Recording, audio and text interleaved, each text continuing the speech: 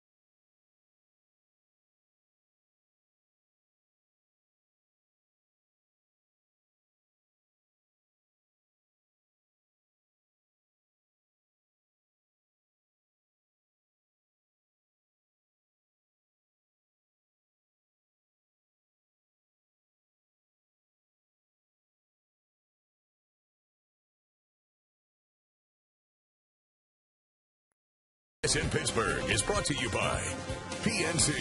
PNC for the achiever in us all. By Barrel Automotive. Barrel.com. Definitely worth the click. And by your Toyota dealer, where quality, dependability, and good MPG all come standard. Toyota, moving forward. Beautiful night in Pittsburgh. The Nationals and Pirates, game one of this 3-game set. As Zach Duke is just about ready to deliver the first pitch of the ball game, and he'll do it to former Pirate Nyjer Morgan, who had kind of a mixed reaction, and he has had a very odd week.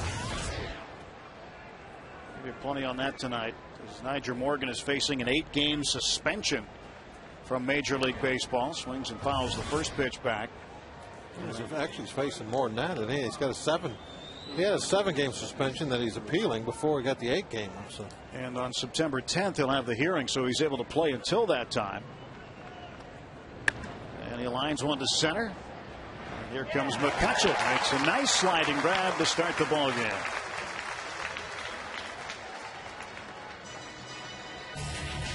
Take a look at what Nyjer Morgan's been through on Tuesday. He runs over Brent Mays, the catcher. On Wednesday, he got hit by Chris Volstad. And then a huge lead for the Marlins. And Nyjer Morgan taking second and third. So Volstad throws behind him, and that was all Nyjer wanted to see. And here comes Gabby Sanchez, the first baseman out of nowhere. Pat Listach, the third base coach, was the next National in there. And it's been quite the talk of baseball. Jim Riggleman, the manager of the Nationals, spoke about it at length this afternoon. And you know, he doesn't necessarily condone running when you're down by a lot, but he didn't put the hold on Nyjer Morgan either, he said. Here's Ian Desmond, a very talented youngster. So here are the suspensions for the brawl. Morgan with 8. Slade with 3. Riggleman serving the first of his 2 tonight. And Pat Listach, who got 3, will start to serve his suspension on Sunday.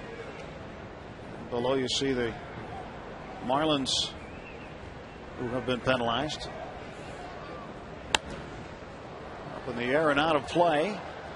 2 balls and 2 strikes.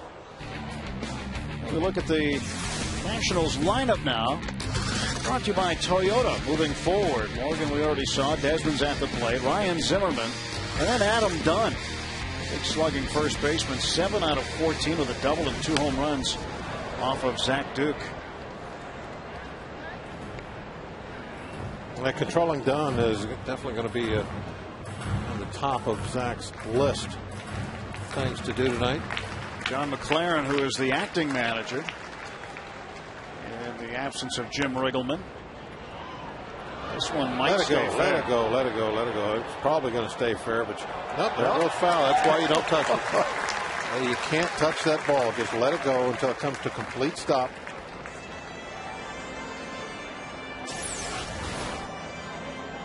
Now, this one did not look like it was going to go foul. Right there, it looks. It's going to hang on. It actually started to move. Does it hit something?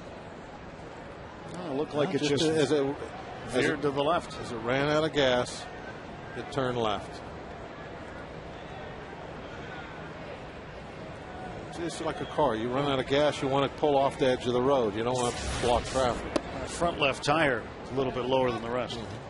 Ball needs alignment. Full count to Desmond. 1 out, top of the first.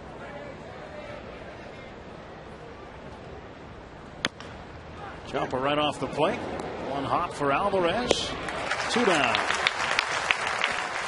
Defensively behind Zach Duke tonight in the outfield.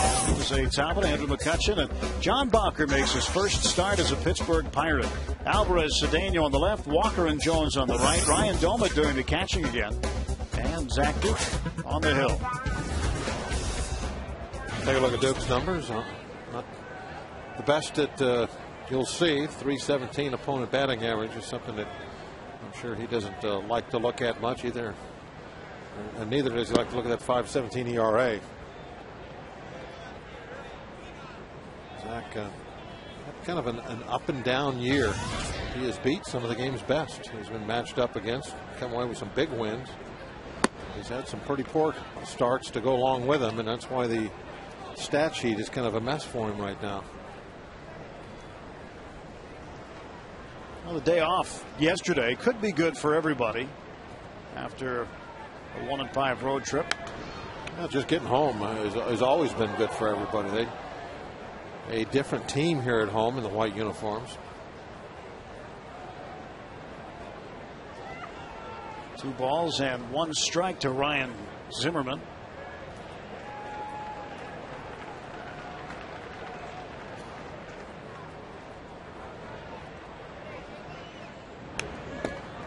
Now it's 2-2. The home whites have an addition to them tonight. Those are the initials of former Pirates general manager Joel Brown. And the Pirates will be wearing them on their home white uniforms for the remainder of the season. Joel Brown passing away recently. We were lucky earlier in the summer we got to see him here at PNC Park when the ball club celebrated the 1960 World Series. And that is a fair ball right on the line. And Zimmerman is going to hit into second base with a double. If there was chalk, it'd have been brought up. Double number 28 for got down off that facing of the seats. Now, sometimes if you break out there real early as a shortstop, like if you're on your horse right now, you can get to that ball in time to at least challenge that runner from getting to second base. You know, get that ball, make a throw. Not all the time. Just a little quirk of this ballpark. Now, we showed you the numbers earlier of Adam Dunn against Zach Duke. He's had great success against him. And you'd figure for a hitter like Dunn, a huge left-handed power hitter, this would be a great ballpark for a player like him to hit in. Pirates hoping that this is the week he decides to go into a slump. 33 home runs, though, 88 runs batted in.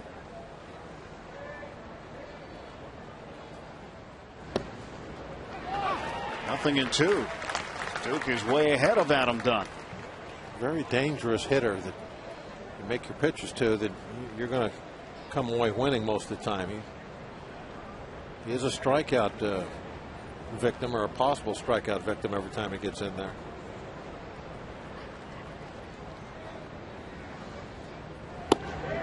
Whoa. Just missed on the corner. Calling the balls and strikes tonight, Lance Barkdale. And Rapuano is at first base. The crew chief, Tom Hallion, at second, and Ron Culpa back at third tonight. Pretty close looking fastball, that ball 1 pitch. Didn't miss by much.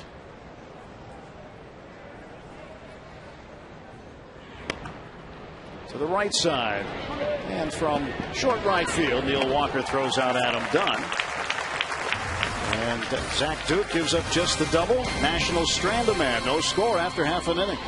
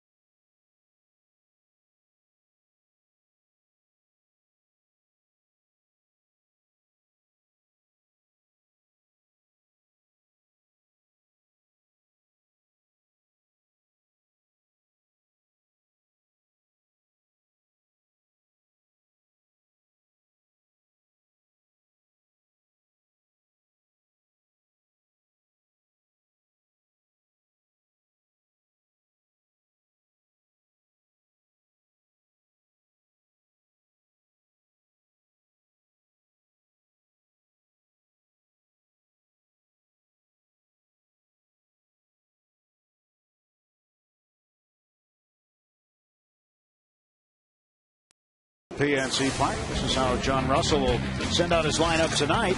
Andrew McCutchen leading off. Jose Talbot on the 2 spot. Neil Walker. He's got a 9-game hitting streak going on. Garrett Jones in the cleanup spot. Pedro Alvarez and Ryan Doumit John Bowker, his first start as a Bucco. Ronnie Cedeno in the 8th spot, and Zach Duke pitching and hitting 9th against Livan Hernandez. Hernandez are fine numbers this year. Got off to a great start. Hasn't pitched nearly as well of late, but still good enough to get an extension on his contract of late. Came to spring training on a minor league invitation. Minor league contract, invitation to big league camp. And has kind of led their staff right now. And it's, of course, very important with the injuries to Strasburg. Strasburg won't be around for a while. We're going to bring Hernandez back for next year. Strasburg scheduled to have Tommy John surgery today. Well, the 1-1 pitch coming to McCutchen. It's outside. We'll keep an eye on the speeds, because when Livan Hernandez pitches, you're not going to see much over 83. No, he's very much a soft tosser. He's just going to try and live out on the edges of the strike zone. You can't throw too many pitches in the center of the plate. You're not going to get away with those.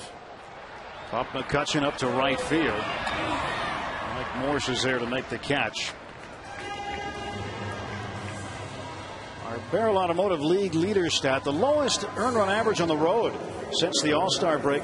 Livan Hernandez is number 2 behind the Phillies' Cole Hamels, Matt Latos of San Diego, Anibal Sanchez of Florida, Tommy Hanson of the Braves, all on that list. But second lowest right there at 1.49 for Hernandez. Barrel Automotive, definitely worth the click at barrel.com. One out, Jose Tabata takes a ball.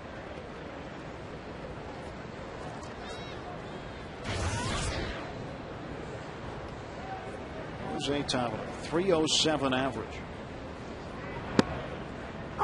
He's really getting noticed. Everywhere we go, people ask us questions about him. Where did he come from?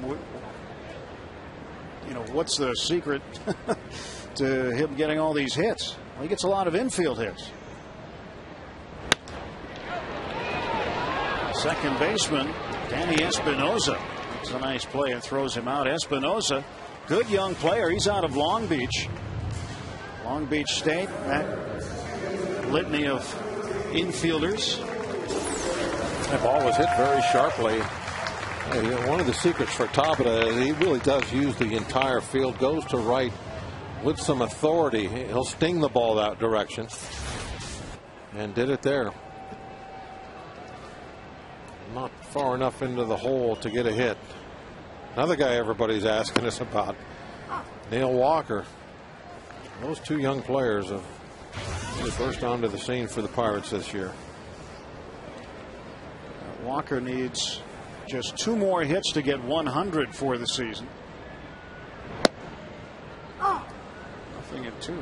Wasn't here until June. No, it's amazing to think about. And his batting average as a second baseman since 1945, 310. Dave Cash was the last rookie to have a high average at 314 in 1970. So he's on a list with some pretty good names.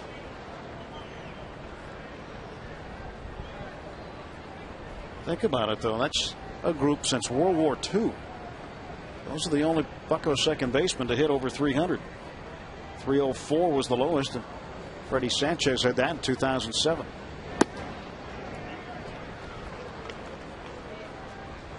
So Walker has worked a 2-2 count against Hernandez.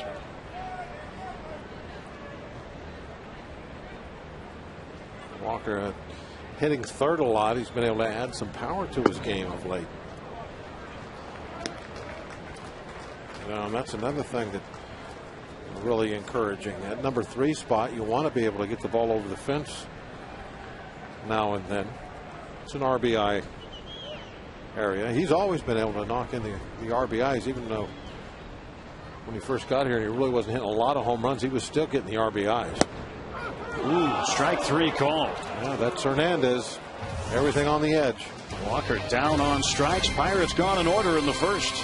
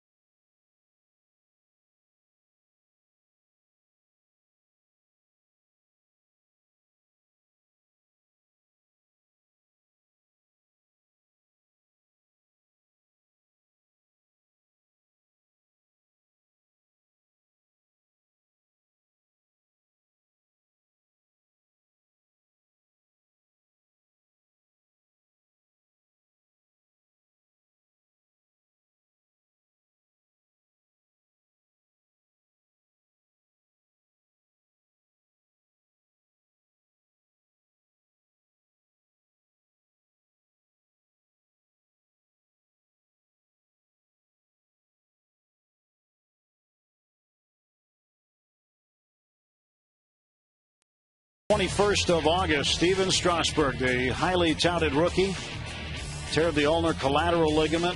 Tommy John surgery today, and well, that's a disturbing scene for any pitcher when they make that kind of a motion after they throw a pitch. Yeah, anytime you see a reaction like that, it's usually something very serious. And so Steve McCatty, the pitching coach, his reaction, I think he knew exactly what it was.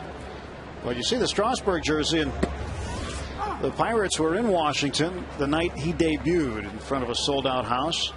And for a guy who hadn't thrown a pitch in the big leagues, it was as though at least a third of the stadium had his jersey on, wearing the number 37. It was like a World Series game that broke out there. Do you remember? I can't remember if I was with you or Greg tonight, but I counted 150 non-uniform personnel on the game or on the field during batting practice. 150 all around the batting cage, by the dugouts. It's amazing. Yeah, that was kind of the feeling we had when we arrived at the ballpark. It was a playoff atmosphere for a game in June. Here's Mike Morse. Morse, the right fielder. He figures to get plenty of time in right field. Jim Riggleman talking earlier today about the suspensions, realizing that he's going to have to get at bats for other guys, and Mike Morse is going to be a guy who's going to get those at bats. You see John McLaren, the bench coach, the acting manager, tonight and tomorrow. There's a liner to right, Bowker over, and he makes a fine running grab. John Bowker was the opening day right fielder for the San Francisco Giants this year. Was sent down to the minor leagues and performed in the Pacific Coast League in Fresno for the Giants AAA club. It's a small right field here, but there's still some things that you're going to have to get used to. And a lot of that has to do with it being so cozy out there. You can take some chances. You can get in a little closer to the infield because that wall is so close right behind you.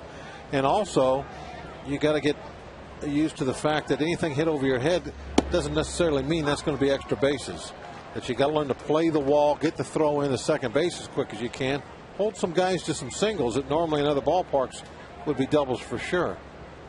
A lot of different surfaces along that wall behind him.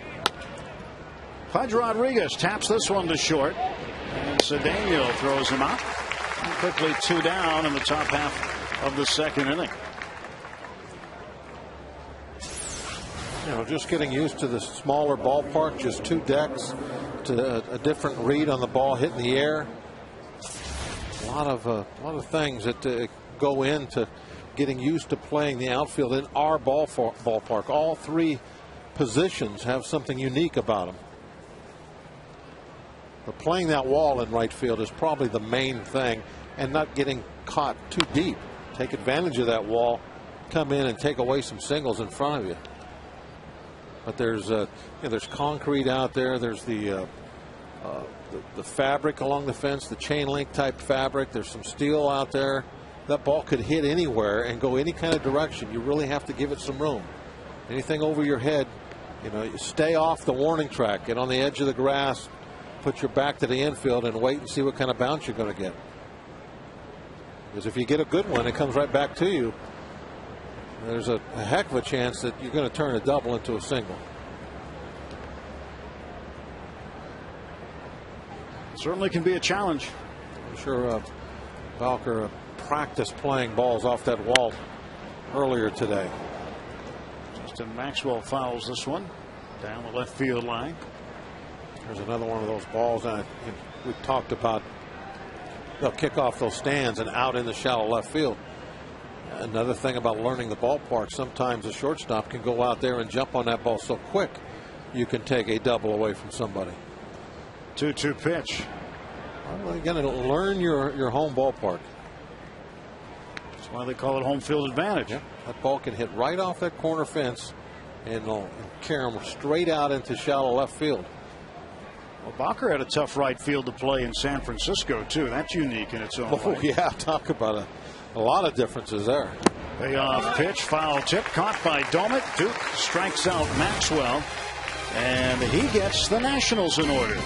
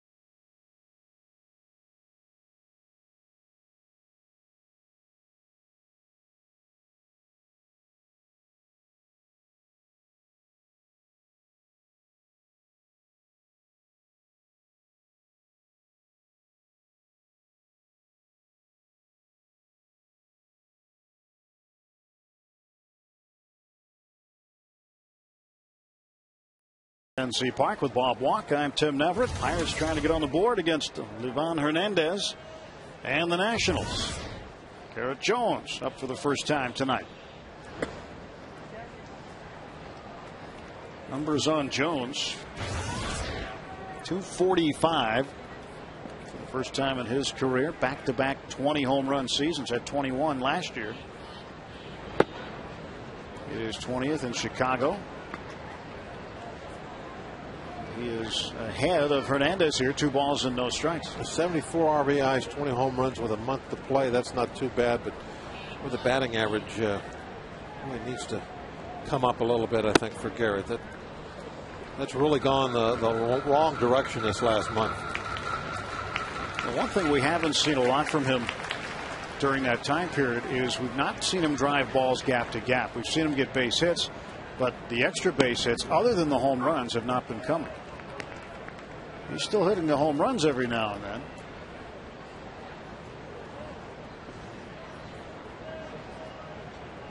He had 24 doubles, which is still among the leaders in the ball club. 3-1 pitch from Hernandez. That's a strike, and the count goes full.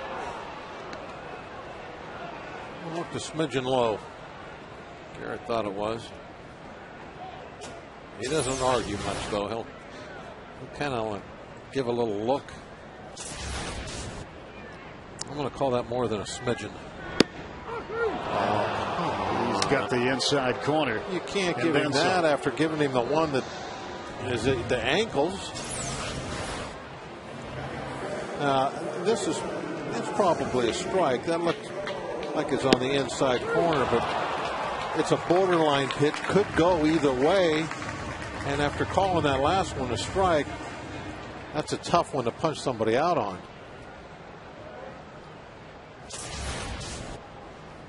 One out for Pedro Alvarez.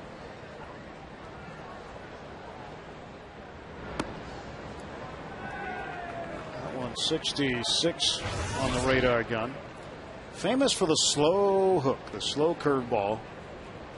And we might see slower than 66 before too long. He's just all over the radar gun.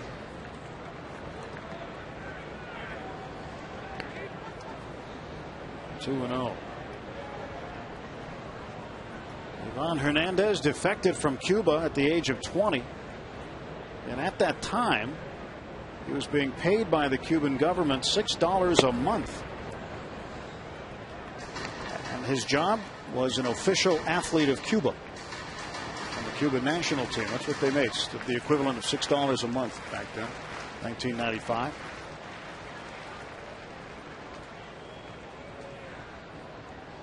Got a raise when he got here. Right? Safe to say, more than a smidgen. Yeah.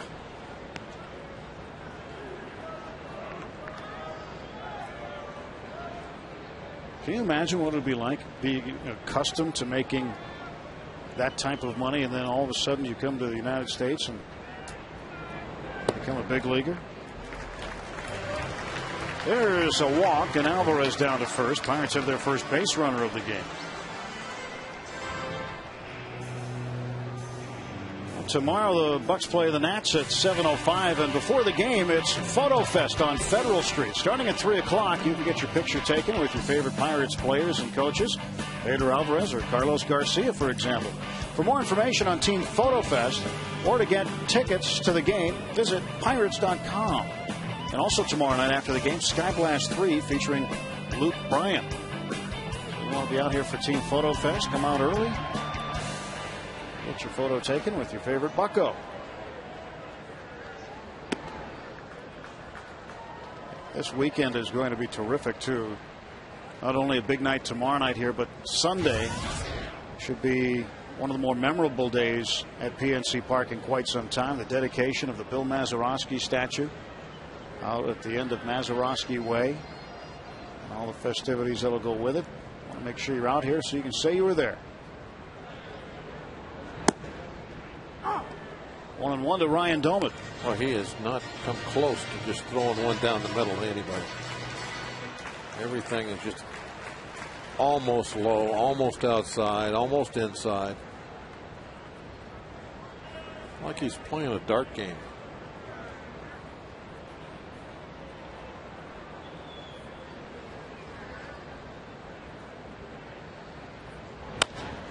And Doumit lines this one to center field. Niger Morgan almost overran it. The reach back to make the catch. Doumit retired, 2 down. Ball coming off Doumit's bat, maybe had a little slice on it. Morgan definitely. Oh yeah, right there at the end, boy, you could see it. Great camera work. See that ball make a left turn as it got close to him? I tell you, there's something wrong with the alignment on those balls. Had a real hard side spin to it, apparently. That will look like a real good curveball. Got out there and just dove. Now John Bowker gets his first at bat as a Pirate at PNC Park. 205. Those are his National League numbers combined between the Pirates. His one at bat with the Pirates, who was as a pinch hitter in Chicago, and his numbers with the Giants. In 25 games with the Pirates AAA club in Indianapolis, he hit .319 with 4 home runs. He was 29 for 91 during that time. Bowker arrived on the scene of the Pirates organization along with right-handed pitcher Joe Martinez. And that was in exchange for left-handed relief pitcher Javier Lopez at the trading deadline. Here comes the 2-0 from Hernandez. And Bowker lifts it up in the air to left field. Justin Maxwell will make the catch. And that's it for the Bucks. Nothing across. 1 man left. We'll head to the third. No score at PNC Park.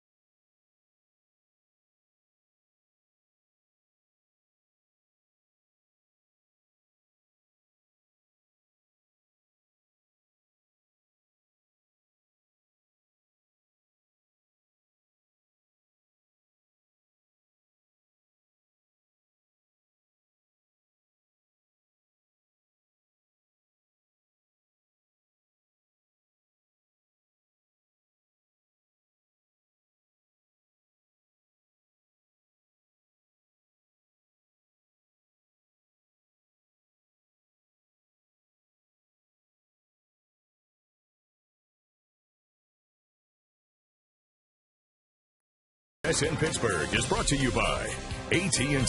Rethink possible. And by Day Automotive. We're going to make your day. Back at PNC Park. Well, the Parrot. Yeah, is your phone ringing? I'm turning it off. When I see him try to call, I turn it off. Call right, he's wrong too.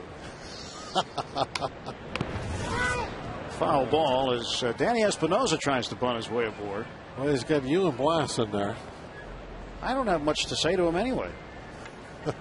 We don't speak the same language. You hung up on him. See that? And I just get rid of the. Yeah, I don't need to talk to him. Oh my.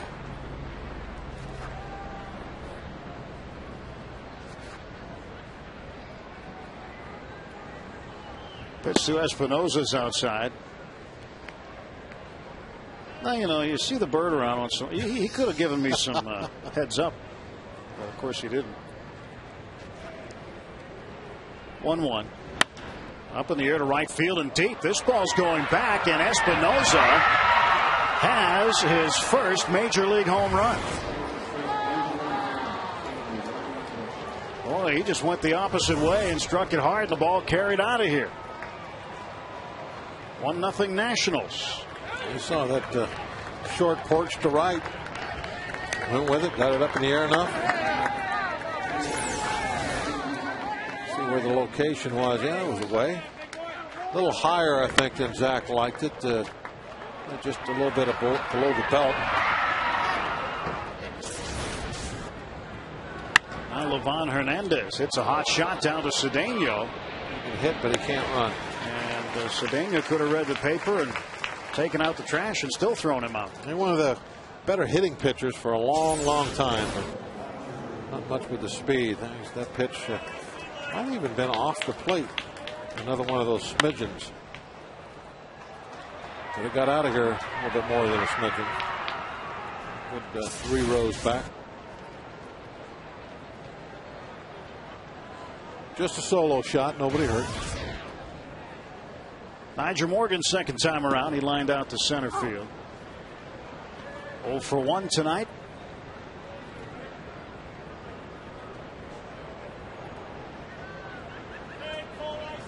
Danny Espinosa, first big league home run. Nyjer behind 0-2. That's got to feel good. He is a dirtbag from Long Beach State. From the Bobby Crosby, Troy Tulowitzki, Evan Longoria line of infielders that have come through that program. The appeal by Ron Kulpa, he says no. Let's see. Yeah, iffy.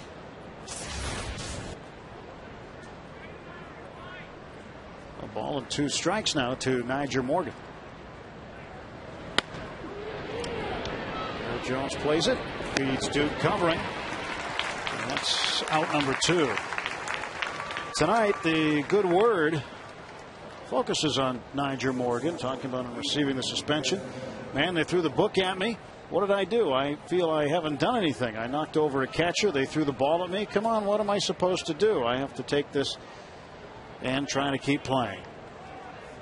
He has appealed. His appeal hearing will be on the 10th of the month, so he can continue to play until then. I think part of the reason he got so much. Well, Ian Desmond clubs this one deep to left center, and this one is off the wall. Tabata backs up McCutchen and holds him to a double. Boy, Cedeno's thinking third all the way, and getting back to second base is Desmond, and he has a double. That's his 25th of the year. Not sure if Andrew knew this ball was going to travel so far. I'll watch the replay, and he played it just fine. He just couldn't get up there that high. He slows down. I saw him slow down, and that's why I thought that he had a better beat on it. But he slowed down just to set his feet so he could jump. When I saw him start to slow down, I thought that's when he was going to make that catch. But I think all he was doing when he slowed down, he hit the track and slowed down so he could set his feet. Oh, I see exactly what happened. The AGH cam opens up all kinds of windows. It tells all. Tells the story. He got his glove stuck on the padding.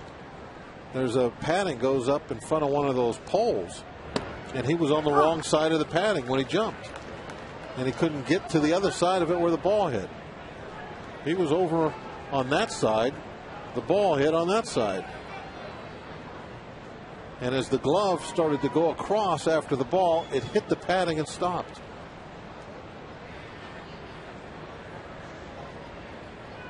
Two men out and a man at second. That's Desmond. 1-1 pitch. That's up high. Watch his glove. There it is. See how it's stuck on the fence, or stuck on the padding. Judging from his reaction, he probably felt he should have had that ball. Yeah, the way he had it lined up. He didn't realize that the padding was going to deflect his glove right at the last possible second. There's a strike, 2-2 to Zimmerman. Zimmerman doubled. 292 with runners in scoring position. Zimmerman, relatively young player in his own right. Just a couple of years in the big leagues. And very good. 1-0 Nationals, 2 outs. Desmond at second. And Duke's pitch. Up in the air down the right field line, and that'll make the seats.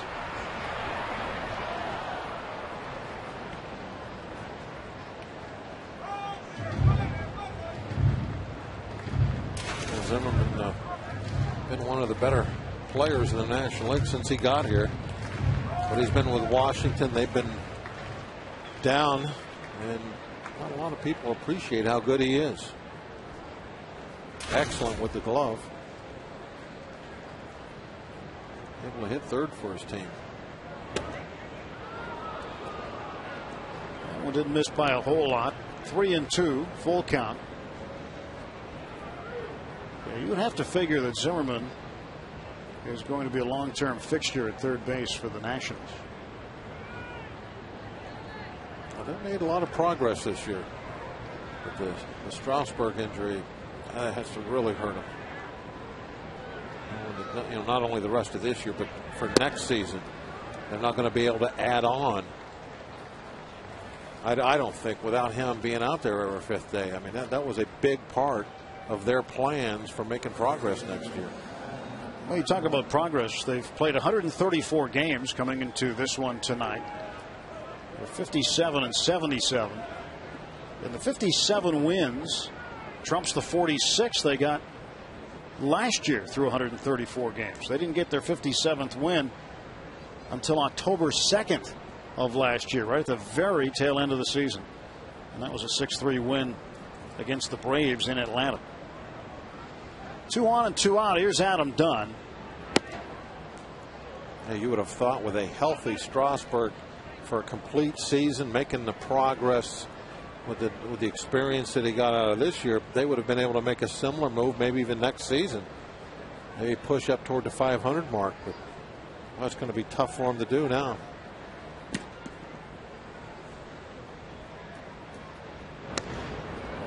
Is fouled off.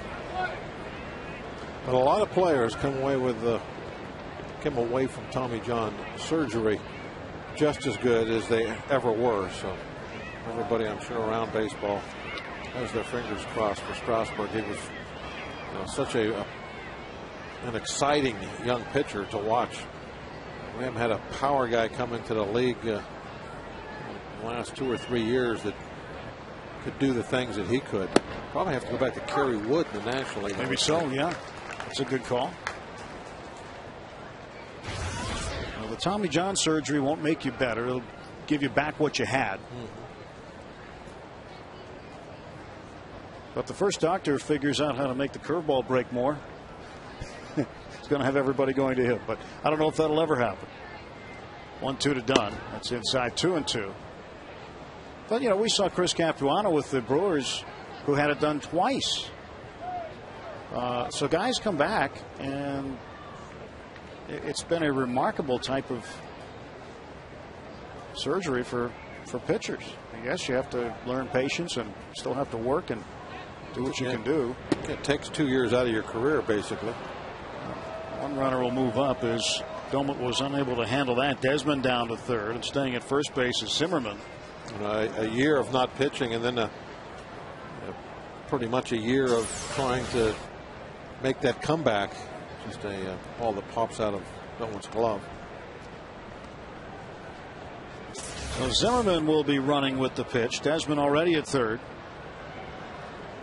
First and third, 2 outs and a full count. Here's the payoff pitch. It's back foul into the Nationals dugout.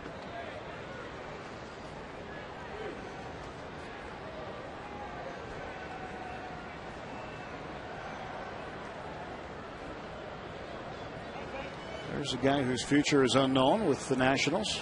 Nationals might bring him back.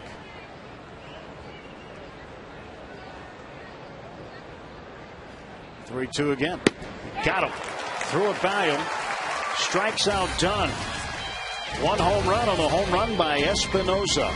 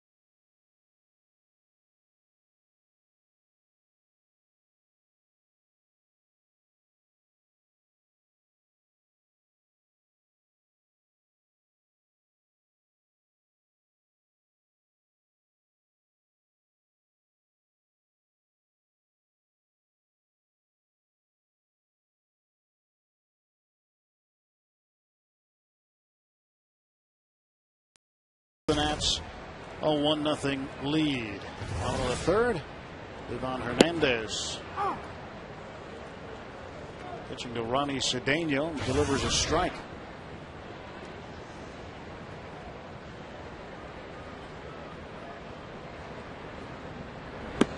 He's outside 1-1.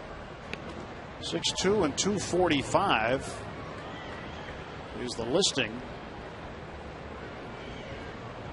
for Hernandez, 35 years of age.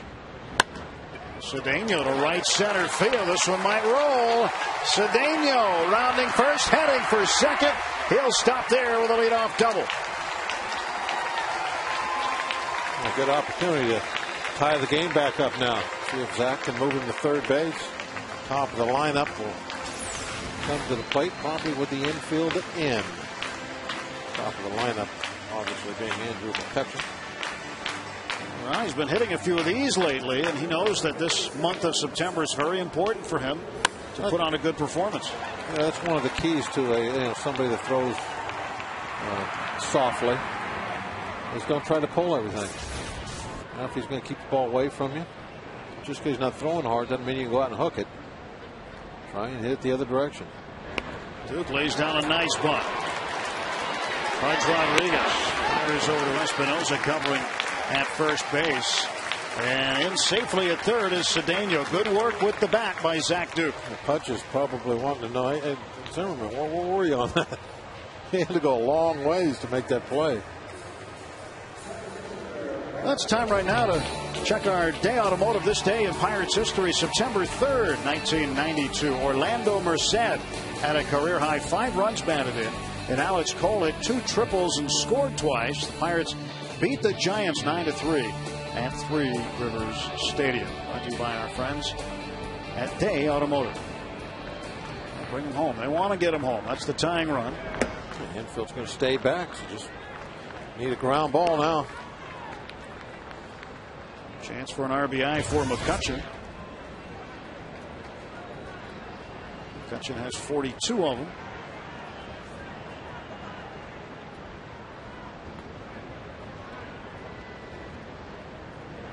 Off-speed pitch. This will do it. Down the right side. Morris underneath makes the catch. Cedeno tags. Here's the throw. Cedeno slides safely. And the ball game is tied at 1. Sacrifice fly for Andrew McCutchen, his 43rd run batted in. Just like that, the Bucks tie it up. Good baseball. Cedeno, taking a pitch away from him the other direction for the leadoff double. Still gets him over. And McCutchen goes the other way. Most of the time, if you go the other way, you'll be able to lift that ball in the air. And he's looking for the sac fly. Gets it 20 deep. Cedeno's good speed. No contest. Jose Tabata takes ball 1. Arriba. And has a sign for every occasion. Sign shop. Not the sign shop.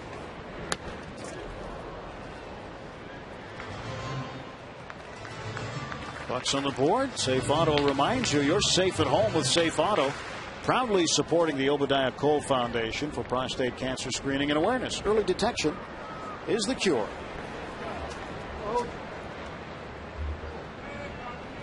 A lot of smiles and laughter in the dugout after producing a run. It's just good, solid baseball. Tabata made his major league debut against the Nationals in Washington on the 9th of June.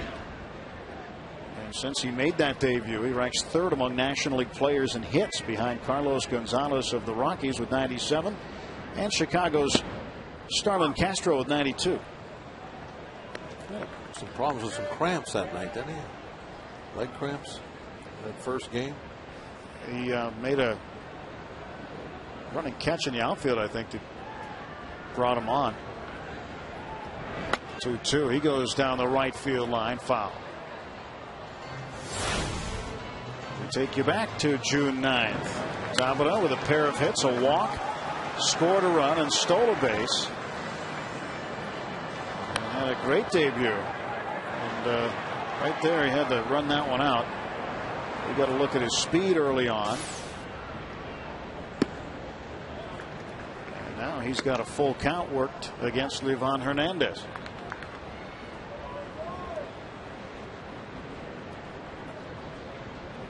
That was a neat night, I think, for the Pirates as an organization when he came up. He really hasn't been out of the lineup since. Payoff pitch.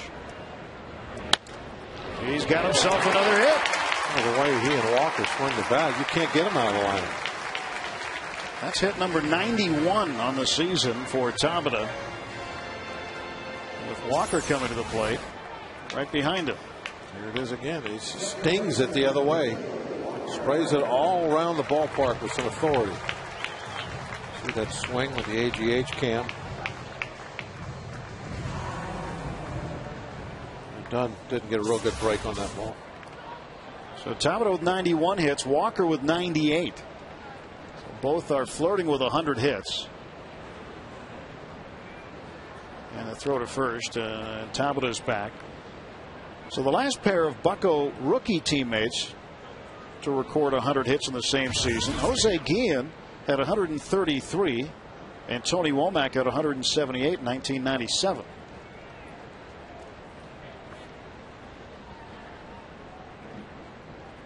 In the throw over. I'm pretty sure Womack was up a lot earlier than these two were. Only had a head start with some more at bats. Yeah, I'm pretty sure he started the season.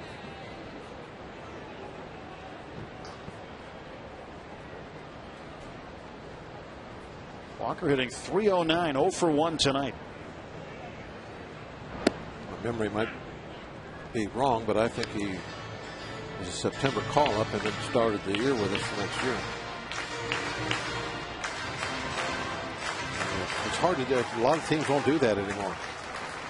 They don't want to start the clock toward arbitration and free agency until they absolutely have to. So they don't bring you up until the middle of June, and then they get to keep you for an extra year.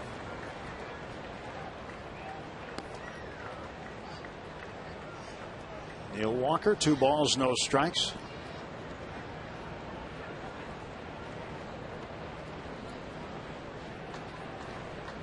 Walker struck out looking on a pitch that was borderline on the inside edge of the plate. His first time up. Looking for a good one here, 2-0. And a strike is called.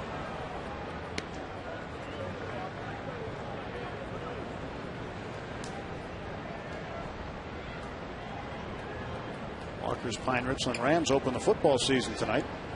High school against Mount Lebanon.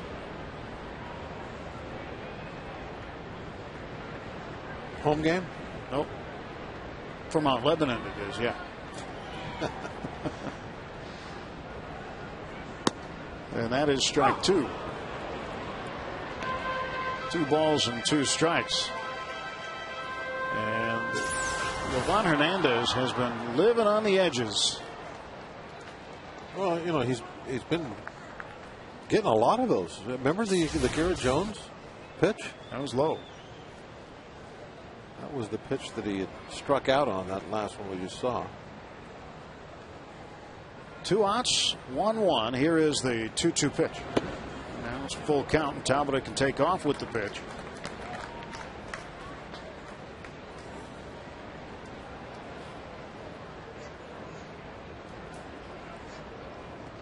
Walker led all rookies in Major League Baseball in the month of August in runs batted in. He drove in 22. There goes Tabata, 3-2. Boy, how slow was that one? 67.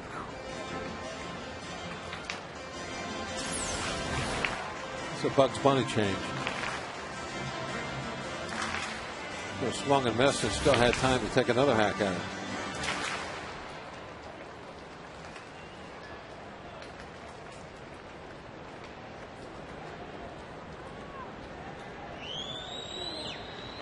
Another opportunity with a 3-2 pitch here for Walker. Catch that inside corner with the fastball. He got it upstairs a little bit. Now 2 on and 2 out as Tabata moves into scoring position. We invite you to visit the official online shop of the Pirates at Pirates.com. You can browse the largest selection of official gear, including the latest apparel, nostalgic memorabilia, and authentic classics for the whole family. Get your gear from the official source, the Pirates.com shop, except no substitutes. That looks like the real deal right there. No BP cap. An opportunity for Garrett Jones now with 2 men on. Jones struck out looking to start the second inning. Yeah, he saw a couple of those borderline pitches. The one was more than borderline. And the pitch that he struck out on looking, that's one that is going to go either way, 50-50. Pickoff attempt at second base and hit Tabata.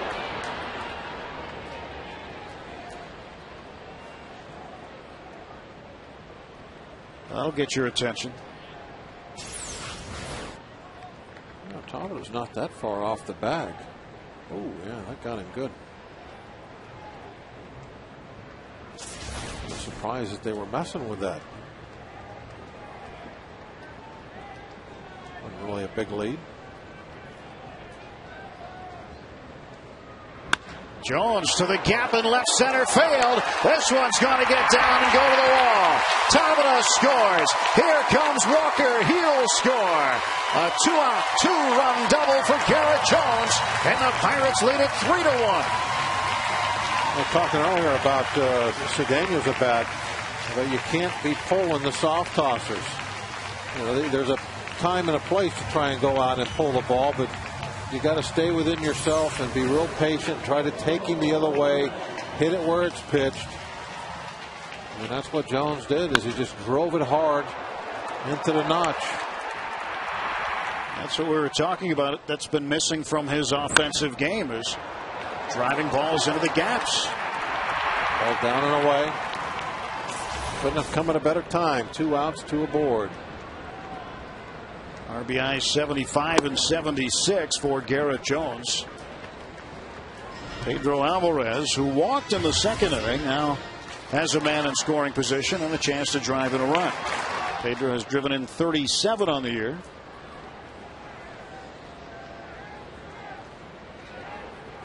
One ball, no strikes. That's the count to the rookie Pedro Alvarez. Slow curveball for strike one. I like this matchup, though, because Pedro has been having a lot more trouble with fastballs than he has been the slow stuff. That could be a good night for him. He may hit a home run here. Never know. Doesn't want to wait. Yeah.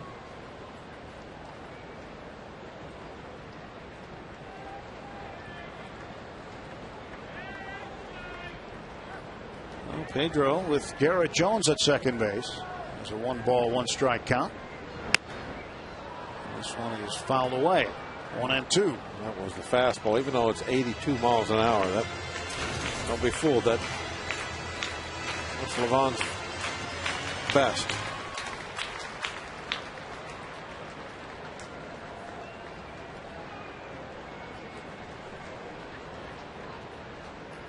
Alvarez facing the 1997 World Series MVP in Hernandez. Delivered it high.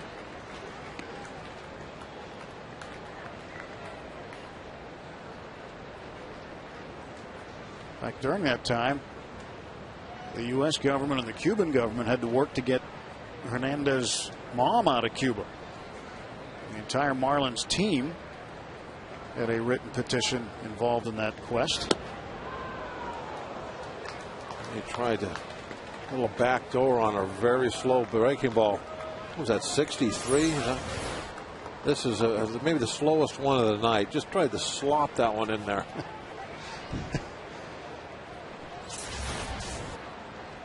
Well, what does he come with here? It's another full count. He's been living with full counts tonight. Payoff pitch to Pedro. Swung on, hit hard down to first. Dunn is there. And a foot race to the bag, won by Hernandez. But the Pirates put 3 on the board. Cedeno with a double. And Jones with a double. Jones scoring 2 runs, getting Tabata and Walker in. 2-run lead after 3.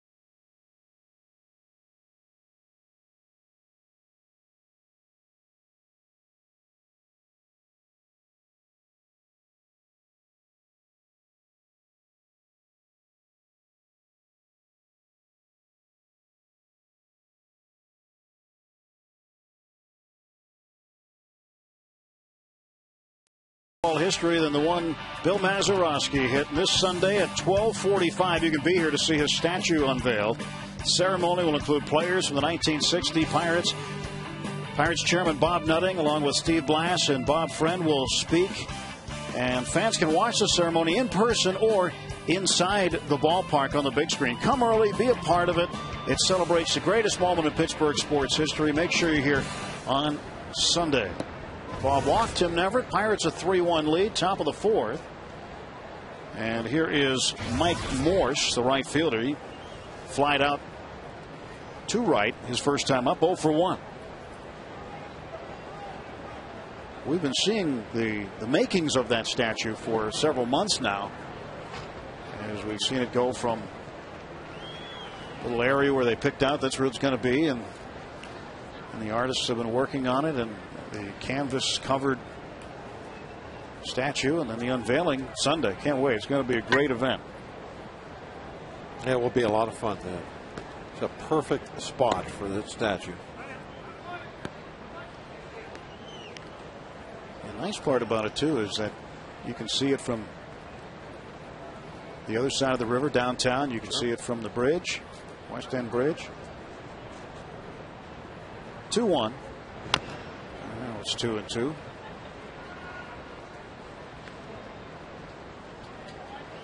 But it's been a ceremony that certainly will be well deserved for Maz.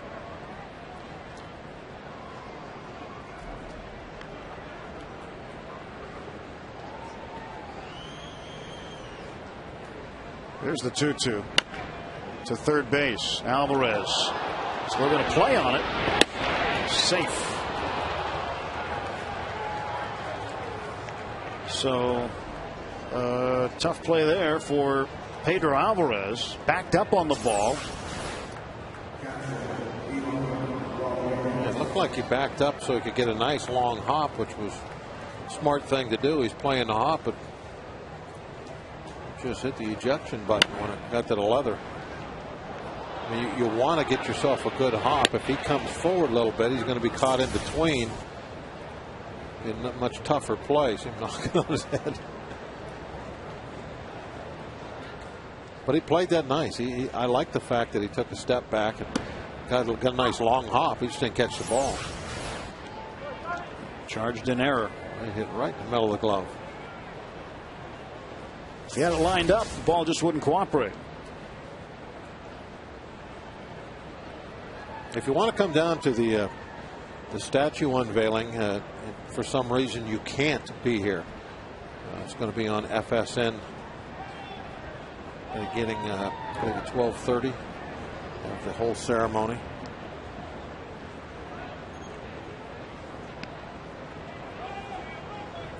One ball and one strike now to Ivan Rodriguez. Or Coharts will be out there. Steve Blass speaking, and Greg Brown will be the master of ceremonies. It's not every day you see a statue unveiling. Those are very uncommon events. To second base, could be two. Cedeno the turn, that's it. Double play. Pudge Rodriguez hits into the double play.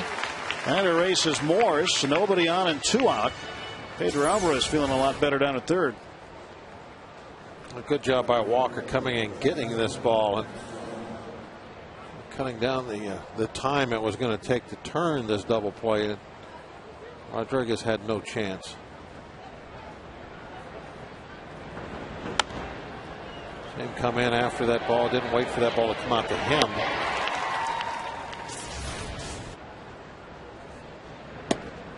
Justin Maxwell, the left fielder. Walker has looked very comfortable at second base. Well, he kind of figured it out. He figured that the more positions he could play, the more valuable he'd be to the ball club. And while in AAA this year, he did play some second base. Played a lot of first base, too. Played some third when Pedro Alvarez was off. And played a little bit in the outfield. But really settled in at second base. In fact, when he came up originally, he came up before Alvarez, and he was in the lineup at third base before he was in the lineup at second base this year. Oh, nice pitch as Zach Duke hits the punch out of Justin Maxwell, helped out by the double play.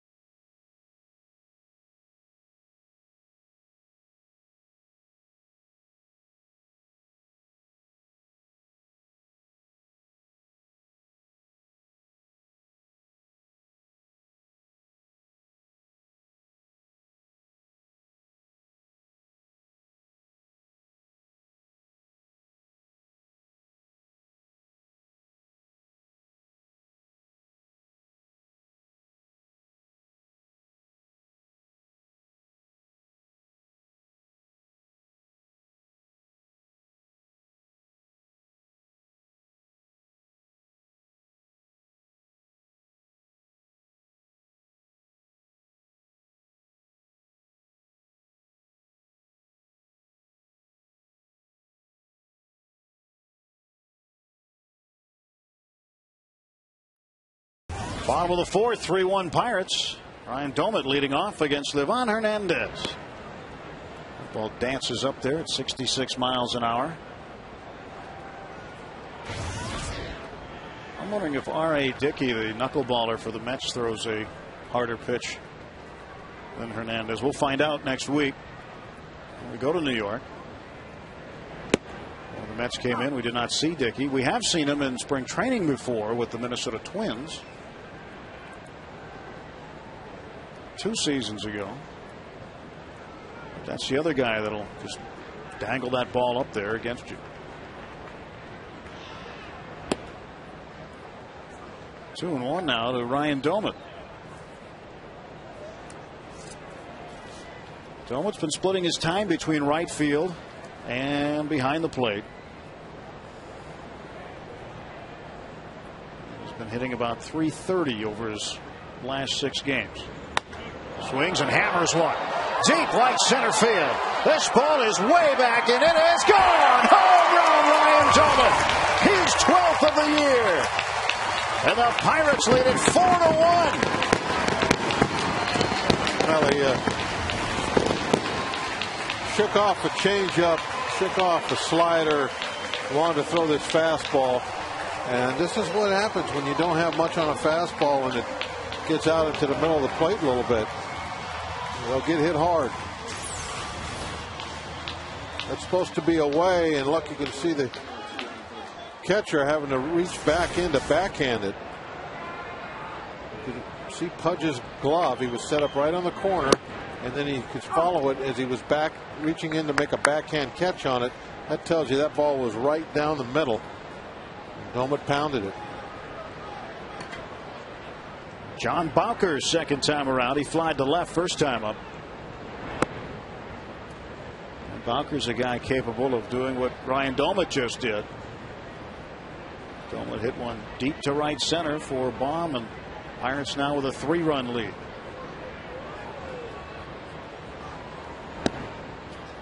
There's a low strike called again. 1-2. Pirates wearing the patch for Joel Brown, the former general manager of the Pirates who passed away recently, and they'll wear that patch on the home white uniforms.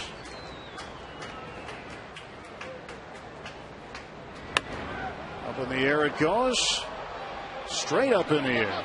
Espinosa, the second baseman, wants it. He's got it. And there is one out. Let's check out tonight's Coors Light Cold Hard Blast. And it just happened as Ryan Doumit took this pitch from Livan Hernandez and dialed long distance into the right center field seats. The Cold Hard Blast brought to you by Coors Light, the world's most refreshing beer. Both parties knew that that ball was gone.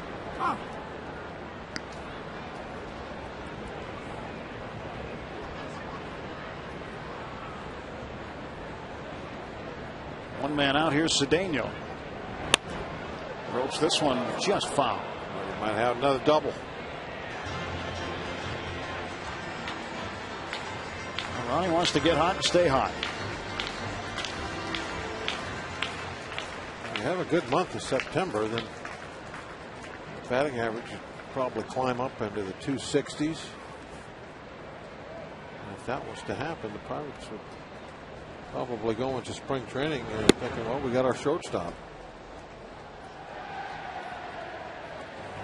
And down on strikes goes Cedeno. So he is 1 for 2 with a double and a run scored. That'll bring up Zach Duke. Cedeno has doubled in 3 straight games. Duke laid down a perfect sacrifice bunt that moved Cedeno from second to third last inning.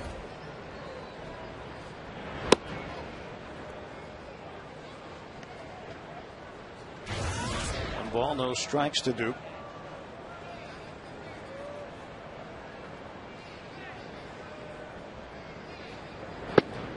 And 2-0. Well, Duke has been known to be a good hitter. His average not where he wants it to be at .075.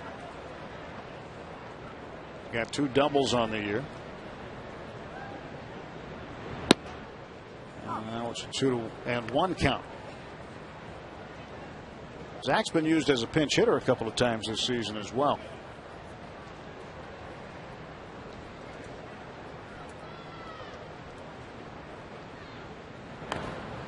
2-2.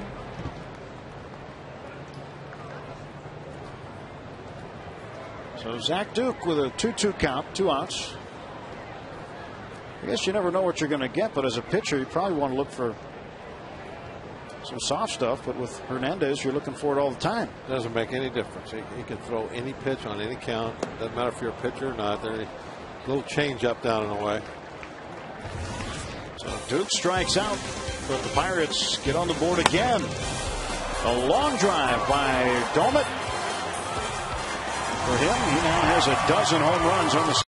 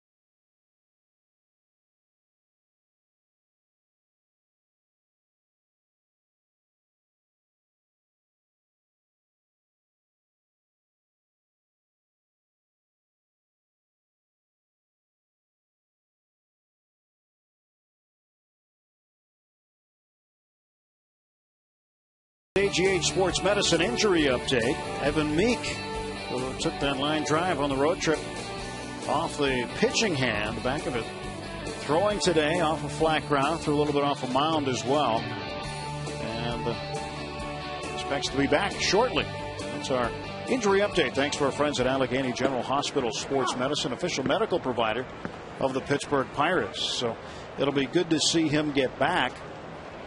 I think that for him it was a scary moment. It looked like originally he got hit in the chest by a Ryan Braun line drive, but he got his hand up in the way and took it off the back of his throwing hand. He's going to do a little throwing for us right now. Testing it out against the cement wall. Danny Espinosa went the opposite way for his first big league home run. 1 for 1. He's responsible for the Washington run. 1-2 pitch. That's in the dirt. The Nationals are very, very excited to see Espinosa come in. He'd been a shortstop primarily, and now converted to a second baseman at the big league level.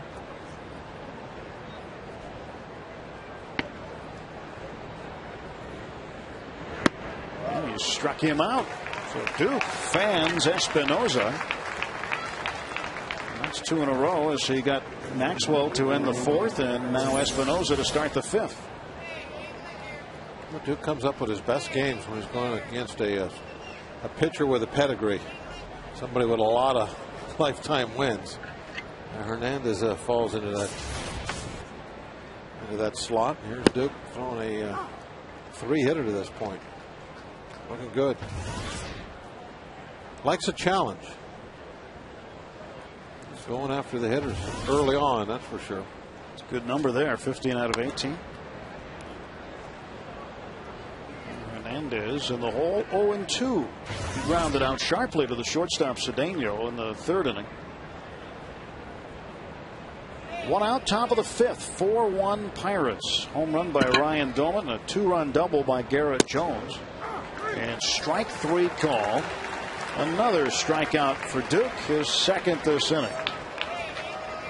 Time for tonight's AT&T Mobility trivia question. Brought to you by AT&T Mobility. Rethink Possible has to do with the stolen base. Who was the first player in Nationals franchise history to lead the league in stolen bases? The very first player in the franchise history to lead the league in stolen bases. There's a key word in that question.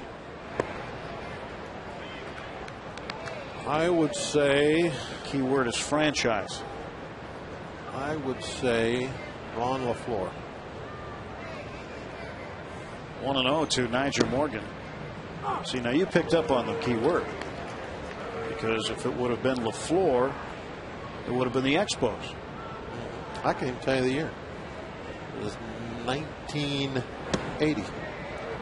Could have been Tim Raines. You know, I can't talk you into a Tim Raines. No, I know it was LaFleur. I was there when he did it. I was trying to talk you into Tim Raines. You know who he beat out? I do know. Omar Marino. There's a ground ball. And Cedeno throws out Nyjer Morgan. And we'll confirm Bob's answer in the bottom half of the inning. It's just a guess.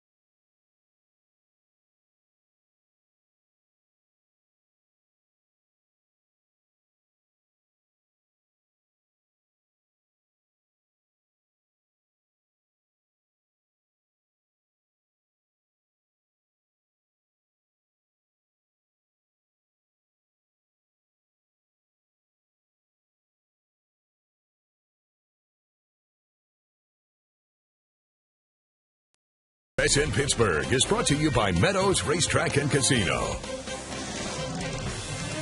Welcome back to PNC Park with Bob Walk. I'm Tim Neverett. Andrew McCutchen, top of the order, facing Livan Hernandez. Bucks with a 4-1 lead here in game one of a 3-game set. So McCutchen, Tabata, and Walker due to hit this inning. Pirates put a 3-spot up in the third. Had a solo run last inning in the fourth. Ryan Doumit led the inning off with his 12th home run. 0-1 pitch. And a strike called, 0-2. What happened there?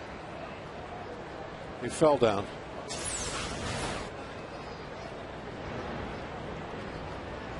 I do that every now and then. Do you? Yeah. Still? Even without a mound? Well, I didn't fall down much then. I fall down now a lot. Fall down more without a mound than you did with a mound. Chipping away at the dirt. Got it squared away the way he likes it.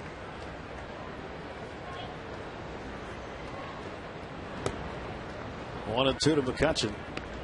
Andrew tonight flied out to right, but drove in a run in the third inning when he flied out there again. Sacrifice fly. RBI number 43 for him on the year.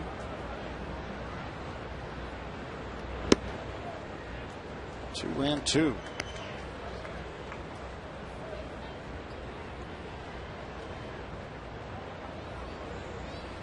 Like to see McCutchen get on base and start running.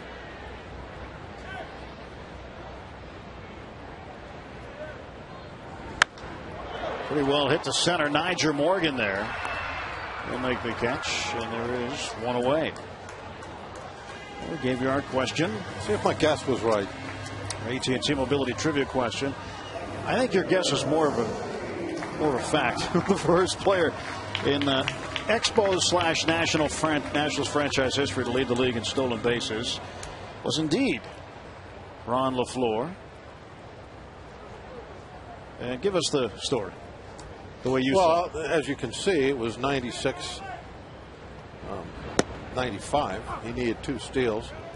We had clinched the day before, so that was 2 AAA teams out there playing each other, and he was in our clubhouse up in Canada, eating ribs from the Barbie barn, sitting around with the guys, Ozinski and Schmidt and all those guys. Jose Tabata with his second hit of the night.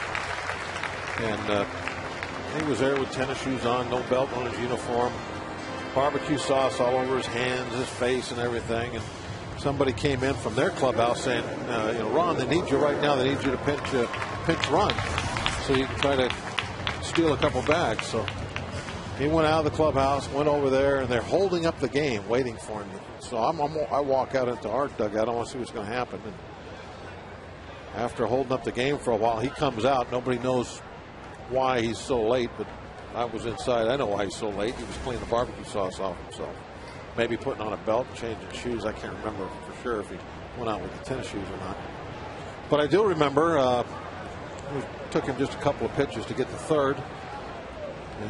And that was it. He had his 97 steals and passed Moreno. And at that time, Phillies and Pirates really didn't like each other at all.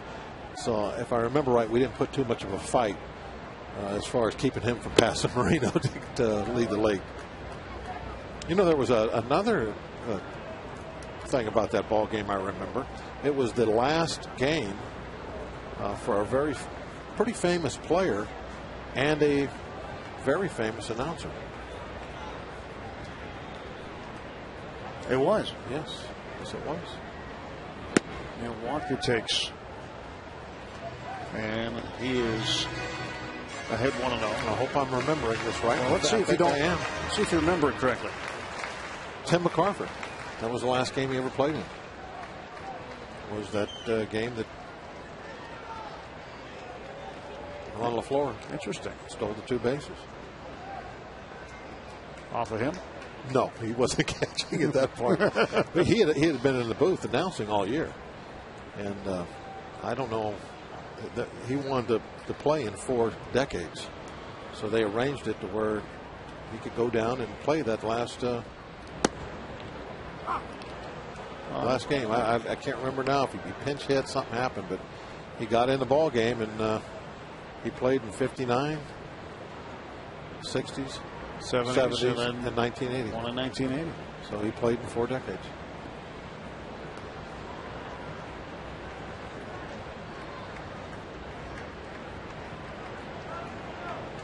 Two balls and 1 strike. That's the count. 1 down. Top of it at first base. Hernandez getting set to deliver. There is the pitch. Tabata had a good break but stopped, and Bud Rodriguez came up thinking about throwing. Well, tomorrow on Inside Pirates Baseball, make sure you tune in for that. You can listen in as Neil Walker's mic'd up during a recent Sunday afternoon game. Plus, our 1960 look back focuses on the legendary Roberto Clemente.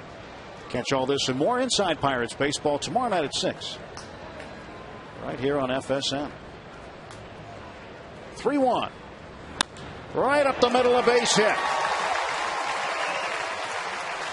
And Neil Walker has base hit number 99. 2 on and 1 out now. He is a machine right now. Hitting everything. Line drives. That's his basic MO. He doesn't try to drive the ball in the gaps. Doesn't try to drive it over the fence. He's just thinking, hit it on a line somewhere. And he about took Levon's hat off with that line drive. Look at that, right back through the middle, right over his head.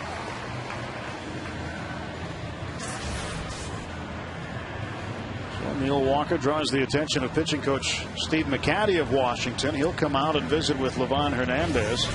So Hernandez waits to face Garrett Jones. Jones in the second inning struck out looking, but in the third inning a much different story with 2 men on and 2 out. He found the left center field gap. Got both Tabata and Walker in. And drove in RBIs 75 and 76. It's a great opportunity now, of course, to break the game open with a couple of big hits. You got power at the plate, and Jones power on deck with Alvarez. Said earlier, I like this matchup with Hernandez and Alvarez, although if there's a base hit here, then that might do it for Hernandez. That might be it. He might not get a chance to face Pedro.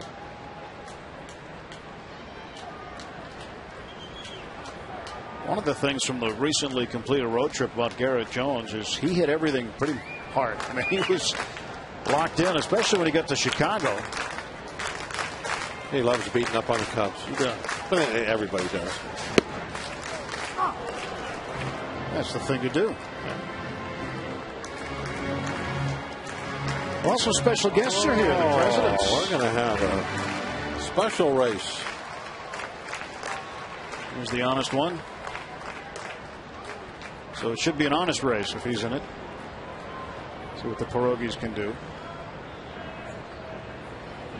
That's inside. It's kind of becoming a tradition. I know this has been going on the last couple of years where the pierogies go to Washington and race against the presidents. You call it a home and home? It's a home and home series. Yeah, exactly. And now the presidents are coming here. The Rough Rider himself is on hand. Although his ride is usually rough, he never wins. Hernandez living on the inside. I saw him win the other day on a motorcycle he was riding. Well, he needed a motorized vehicle. I believe they disqualified him, and so he still hasn't won. I would have to think they would disqualify him. Can't use a motorized vehicle. No, he's just trying to get an edge.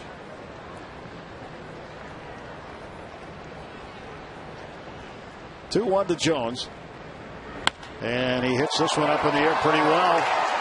It is back to the track. Nyjer Morgan up against the top of the wall. Tabata's going to get waved home. Here comes the throw. It's cut off. Another run comes in. It's 5-1 Bucks. Another couple of inches, and it's a home run for Jones. That ball just kept carrying and carrying. Almost an embarrassing moment, though, for Tabata. Tabata's going back to tag up on this ball and could possibly have not made it home. Or does it hit? Oh, right on the very top. Needed an inch. Needed a smidgen. There you go. Just a little bit of breeze. 2 doubles tonight, 26 on the year. Now the infield comes in.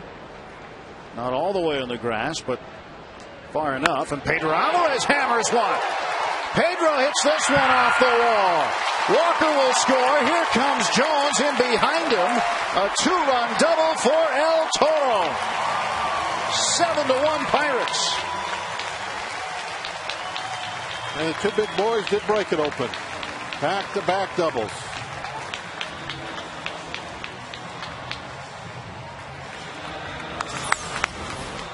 Nice work as Pedro Alvarez hit that one right on the nose. And look at where this hits ball.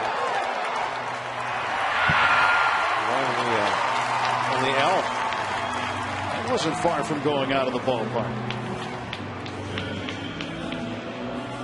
Oh no, it got down on the end. Close enough. Just a laser beam line drive by Pedro Alvarez. And Alvarez is going to chase Livan Hernandez as Jim Riggleman.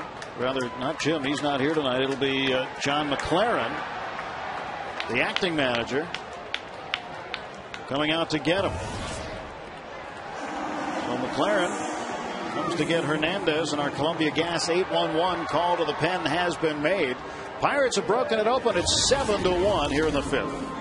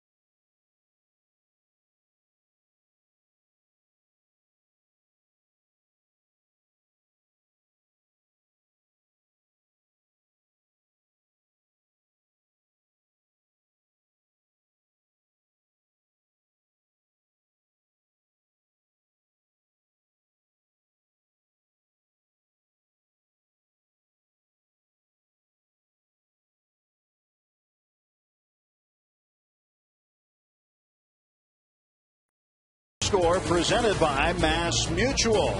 McCutchen has driven in a run. Talbot 2 for 3. Walker's 1 for 2. He scored twice. Jones 2 doubles, 3 runs batted in. 2-run double for Pedro and a solo home run for Doman. Ronnie Cedeno a double and a run. It's our in-game box score presented by Mass Mutual.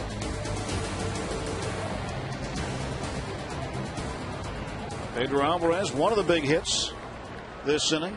He has driven in 2. RBIs 38 and 39.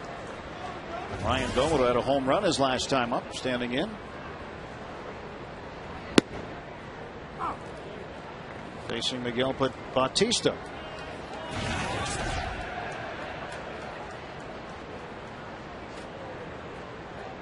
Not too bad. Those numbers definitely is going to show the hitters a different fastball than they've been seeing tonight. Throws up into the low 90s. Yeah, how is that adjustment for a guy like Doman, who last time up was watching a ball just kind of trickle in at the high 60s and middle 70s, and now you got a guy who's throwing in the 90s. For some guys that haven't seen Bautista much, it'll be a little bit of a more of adjustment than others. But Doman never saw a fastball he didn't like. He's not going to make too bad of a pass at the ball if he sees a straight one. He always loves to hit those fastballs. They can turn them around no matter what speed they are. 1 out. Alvarez, the runner at second base. And he's going to get slider here, I think. Nope, he got a heater.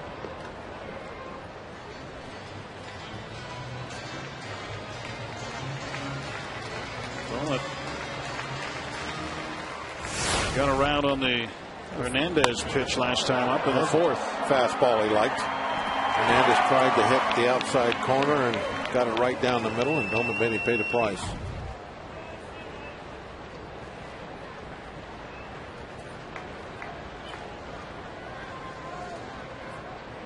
Here comes the 0-2.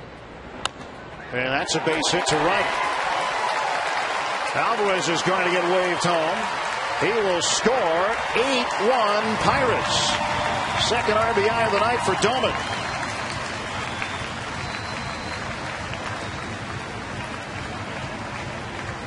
That run charged to Hernandez. That closes the book on the National starter.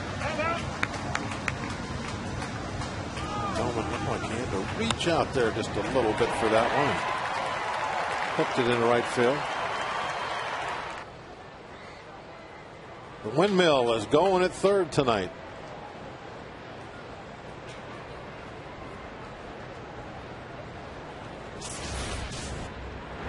There's John Bowker taking a strike. Well, Tony doesn't have to worry too much about whether or not he gets rotator cuff problem making the windmill, because the guys at AGH will take care of him. I saw a guy dislocate his shoulder doing that one. Did you really? Yeah, Terry Harper in Atlanta.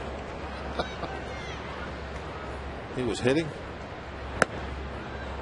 Ball got away. There was a runner at third. He started windmilling to have the guy score. Dislocated his shoulder. Well, he didn't have these guys around. That's a tough way to dislocate your shoulder. 0-2 to Bowker coming from Miguel Bautista. That's outside 1-2. It wasn't one of those where it just kind of separated, popped out, and went right back in right away. I mean, he was on the shelf for quite some time. They had to go to the hospital, and he was wearing what do you call it, a sling for a long time. He really messed it up just doing that, trying to wave the runner in from third. 2-2 to Bowker. Still one out. Doman the runner at first. Pirates have put 4 runs on the board this inning. Terry Harper played for the Pirates for a little bit, along with Batista. He was a Bucko for a very short time. And Bowker swings and strikes out. 2 men out. A Rule 5 pick at one time. You could win a Grand Slam Fan Appreciation Day at the ballpark on September 15th. Keep watching for the 7th inning stretch keyword of the game. 15 loyal viewers will have lunch with Kent Tekulve, take batting practice, and more. It's our way of saying thank you for watching the Pirates on FSN.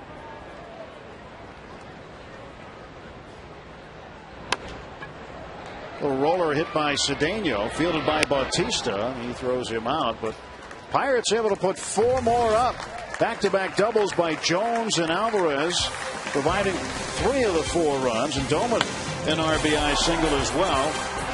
Jose Tabata coming around to score, and Alvarez a wall double. 8-1 Pirates heading to the 6th.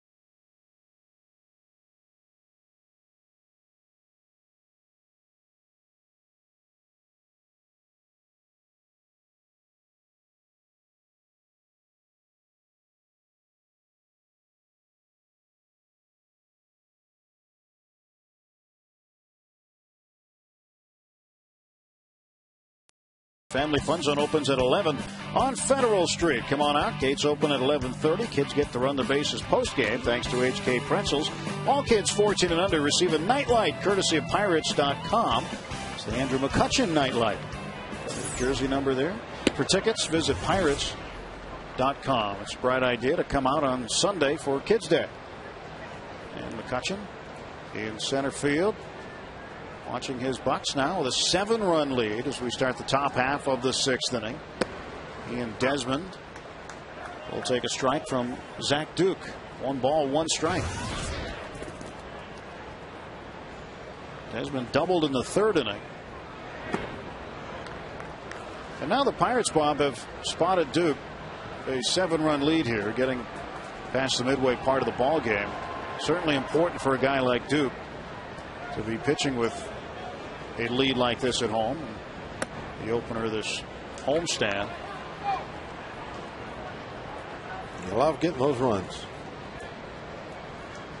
Earlier the better.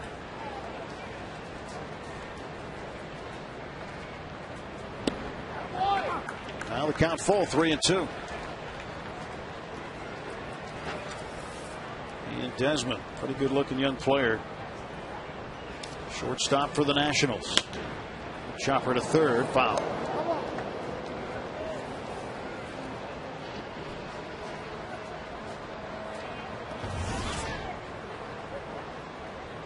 .85 total pitches, so the pitch count fairly manageable through this point in the game.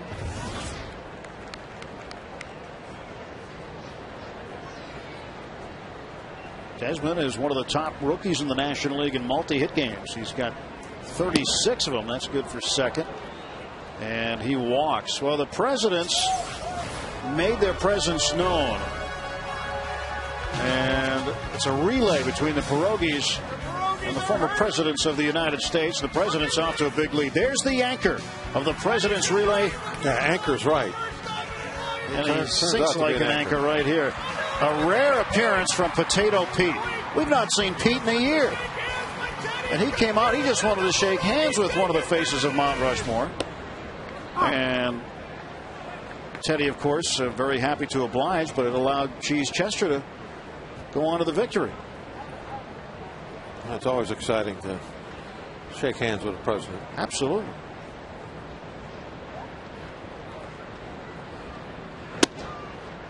You know, Pete could have been a voter. Got to take care of the voters. Yeah, it's, you know, something that you have to do. It does take something very special to bring on Potato Pete. The presidents did it. Yeah, I haven't seen Potato Pete in a long time. 1-1 pitch now. And this one to right center field. Bacher will cut it off on the hop. And he is going to hold Zimmerman to a single. Good play.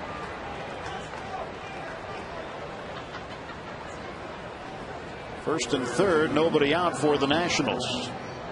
Second hit of the night for Zimmerman.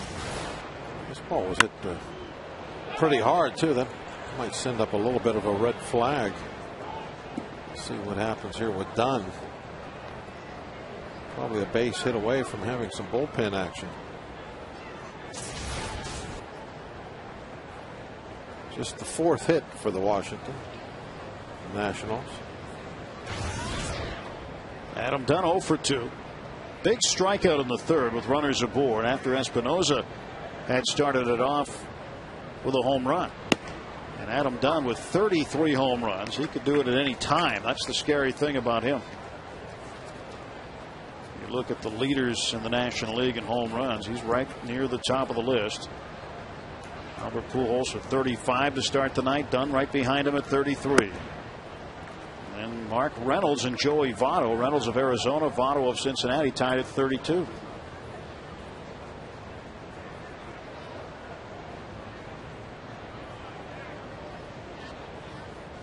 Dunn also 4th on the list in RBIs with 88. To right center field. That ball is going to get down. And Dunn has RBI number 89. Desmond comes in to score. It's now 8-2. That's a good read by Zimmerman coming off first base.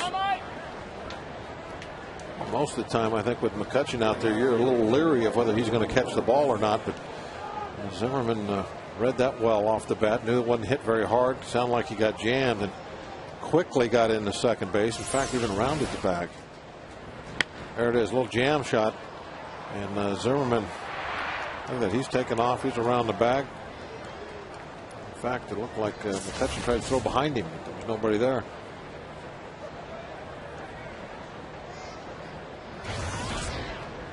The Nationals get a run back. Still nobody out. 2 men on. Michael Morse, the hitter. Right fielder. He takes low for ball 1.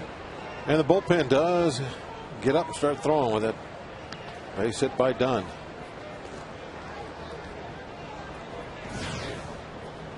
Sean Gallagher, the right-hander. Pitching coach Ray Searage going to go out and buy some time now, meeting on the mound. This week, Slippery Rock University teaching you the game segment. Pirates all-star reliever Evan Meek schools us on the art of pitching from the stretch. So, we want to come set, get our sign from the catcher. And when we come set, this is important. We want to make sure our hands are comfortable. We want to make sure that most of our weight is on our back. You can catch the entire tip on Sunday's Trip Total Media Pirates pregame show beginning at 1:30 right here on FSN Pittsburgh. Seen Zach Duke pitch a lot from the stretch this inning. And he would like to not be doing that as much.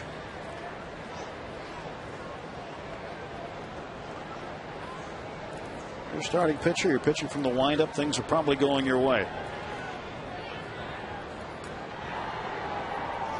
8-2, top of the 6th. Pirates in front. 1 ball, no strikes on Morse. And Duke gets a strike.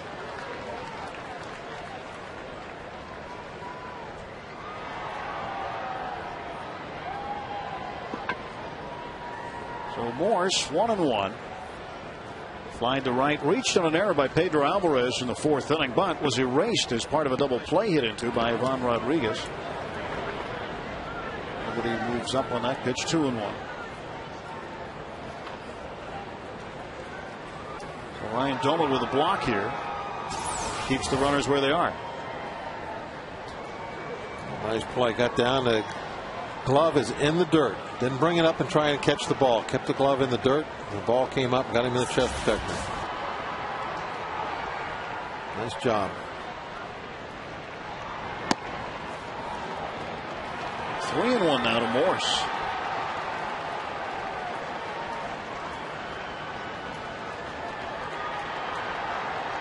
We look around the National League tonight. Florida with a 6-1 lead over Atlanta. Bottom of the 5th in Miami. And Florida and the Washington Nationals certainly have developed somewhat of a rivalry now. There's ball 4 and the base is full of bad guys for Washington. John Russell is on the dugout step. Yeah, that's kind of where he moves when he's getting ready to come out. 96 pitches now for Duke. Well, he's given up 2 walks and 2 base hits and a run this inning. So looks like he's going to wait till Rodriguez gets in the box, I think. Yep, that's what he did. Here it comes. So John Russell coming out to get Zach Duke. He will go to the bullpen. You get the right-hander Sean Gallagher to face Pudge Rodriguez. As the bases are loaded, and the Pirates with a 6-run lead at 8-2. And Zach Duke's night comes to a conclusion as the Columbia Gas 8-1-1 call to the pen has been made at PNC Park.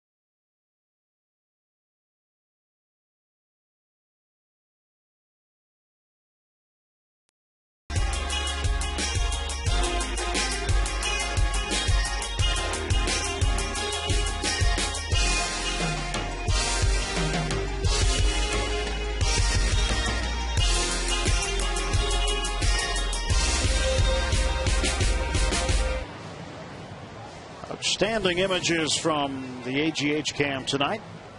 Along with Bob Walk, I'm Tim Neverett. 8-2. Pirates have the lead. Zach Duke finished after 5 innings, but he left the bases loaded. So the book not closed on him yet. He's responsible for 3 men aboard. Zimmerman at third. Dunn at second base and Morse at first. And now Gallagher comes in and has to pitch out of this jam.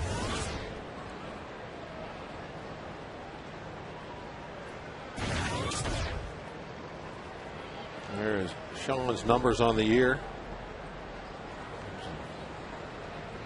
Not all Pirate numbers. Ground ball to third. That's a fair ball. Pedro steps on third, throws to first. They'll trade 2 for 1. They get the double play. Zimmerman scores. It's 8-3. You'll definitely trade 2 for 1. The scoreboard like it is with that 8-2 lead. This was definitely not what the Washington Nationals wanted. Second double play the Pirates have pulled off. A nice play by Jones at cleaning things up over there as Pedro gave him a pretty poor toss. That leaves Morse out at second base when that's all said and done. So 2 outs and 1 on. But the Nationals have put 2 back on the scoreboard. Well, Jones has done a good job handling the low throws, the bounces. As the season's gone on, he seems to have gotten better and better at that.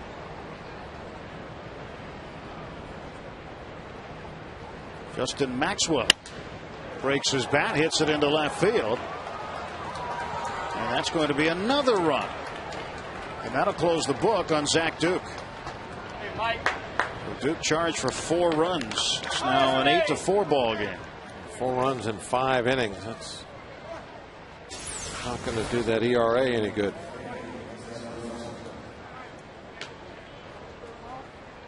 That bat breaking there actually was a bad break for the Pirates. If that ball was hit well, I don't think they score a run here. But watch it hit the grass. It just dies. It was barely rolling by the time I got out to Tabaton.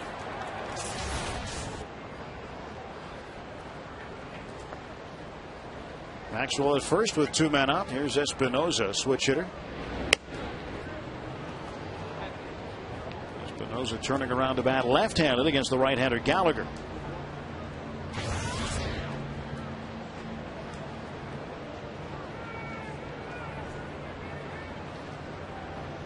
Espinoza hit his first major league home run back in the 3rd inning. Rookie out of Long Beach State. Throw to first. Tag slapped down on him.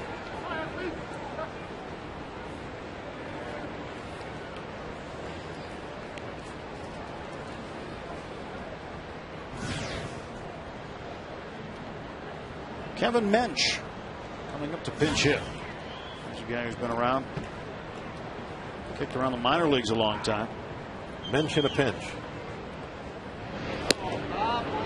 Close play that time.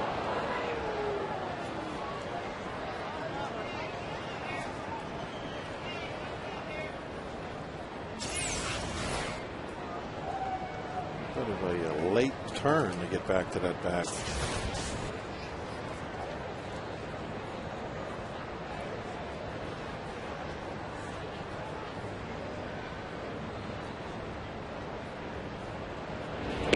Again, the throw over.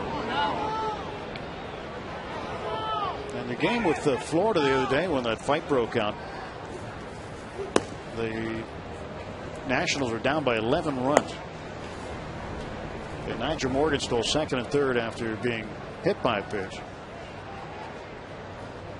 And that was all part of the festivities. And it was an interesting conversation with Jim Riggleman, the manager of the Nats, this afternoon about that, about the bench clearance. And in the past, Bob, you know, they were a lot more prevalent than they are today. Major League Baseball doesn't want them. But one thing that Riggleman said was, it would be interesting if baseball would invoke the hockey rule, where if you leave the bench, you're automatically suspended. You let the 2 guys go at it, and the 4 umpires break it up. Well, that's okay if it's 5-on-5. Hockey's a little different. I think 1-on-9. Well, he's got a point though, because if they make it 1-on-9, who's going to charge them out? Nobody.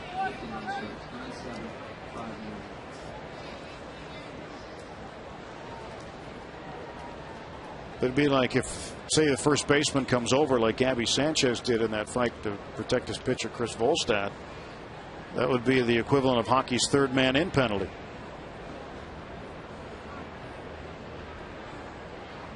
But you're not going to see it because I don't see why they would change anything at this point. No, there's no reason to. And the best thing I can do is just change it back and let them go out and wrestle around for a while. Well, they're just going to keep suspending guys, though. That's all. So what's wrong with that? What's wrong with being suspended for a few days? You know, the thing too about Niger, I think one of the reasons that, well, one of the main reasons that his suspension was so much longer than anybody else's is he's got a track record of getting in trouble this year. Well, yeah, and three different things. And he was like messing with the fans after everything was over with. As he's walking back, he's trying to incite the fans, and that's probably as much about 8 days off as anything else.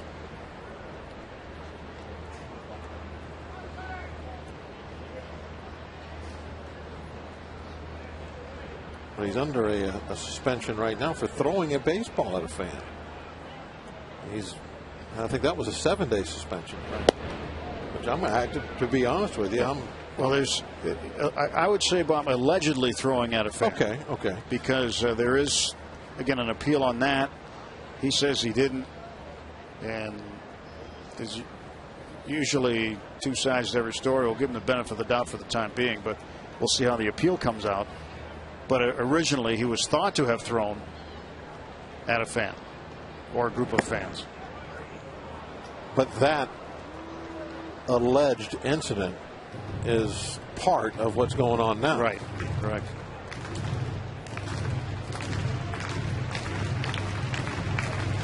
Knowing Niger the way we do, I was astonished that he had thrown a ball at a fan. When I first heard that, I was like, no way, Niger. Not that guy. He's like the nicest guys you ever meet. Runner goes. This one's lifted into the left center field gap. He's got to get another run in. Here comes Maxwell in to score, and into second base is Espinosa with an RBI, and all of a sudden, it's an 8-5 ball game. They have answered our 4 with 4 of their own now. They had a 4-run 5th. They've had a 4-run 6th. And now you got to be real careful at this stage of the game. Right into the notch. Bryce Searage, the pitching coach, will come out and have a visit with Sean Gallagher now. Danny Espinosa with a home run and a double. 2 runs batted in for him in the ball game. Yeah, I think a way for a team to react about him running down 14-2, if they didn't like that, you know how to answer that? Start stealing bases yourself. Right? When you're up 14-2. You're right. So Wednesday, this was after he'd already been hit by a pitch. Yeah, that was his second one. Yeah, see Gabby Sanchez come in, the first baseman, and just clothesline him.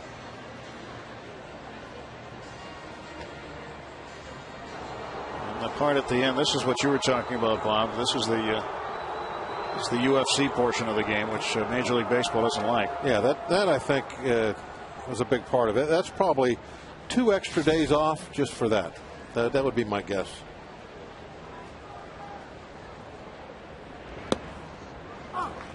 The suspensions look like this. The Marlins on the bottom, but Niger Morgan right now has been suspended 8 games. However, that is under appeal and the hearing on the 10th of September. So he's looking at 15 games off right now. 7 and 8.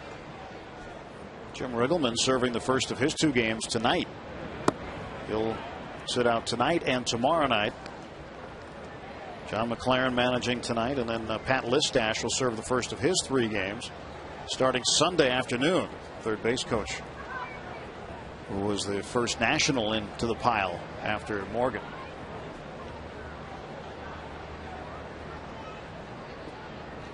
Yeah, they usually like the coaches to maybe be pulling people off. Right at Bowker. Not jumping in. Well, Kevin Mensch lines out to Bowker, and the Nationals put up a 4 spot. It's 8-5 heading to the bottom of the 6th.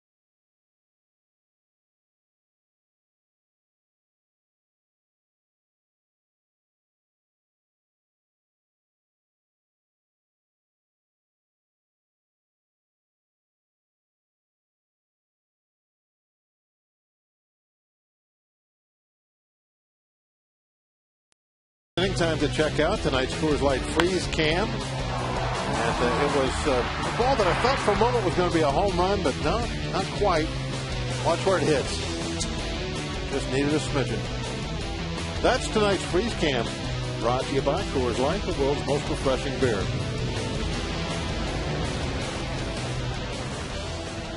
Right-hander Tyler Clippard comes on for Washington. Takes over for Miguel Bautista.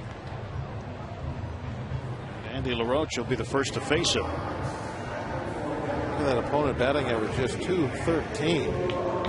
Can't get much better than that. Clippard is a tough one. But they definitely feel like they're back in this ball game now, just down by 3. They want to slam the door for a couple innings.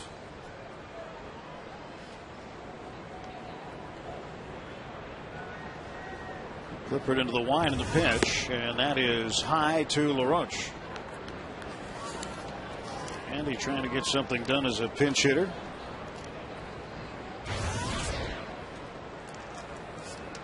.129.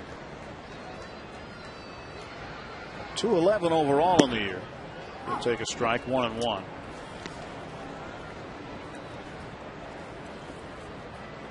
Tyler Clippard. He came on the scene last year with the Nationals and impressed. He's out of Lexington, Kentucky. Former Yankee farmhand.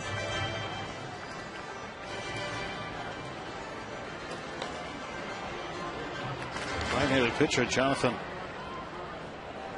Albaladejo, who we saw in spring training a few times, pitch for the Yankees. Was the guy he was traded for. Clippard became a National. And Andy pops this one up and out of play. He's 25 years of age and made his big league debut in 2007 with the Yankees.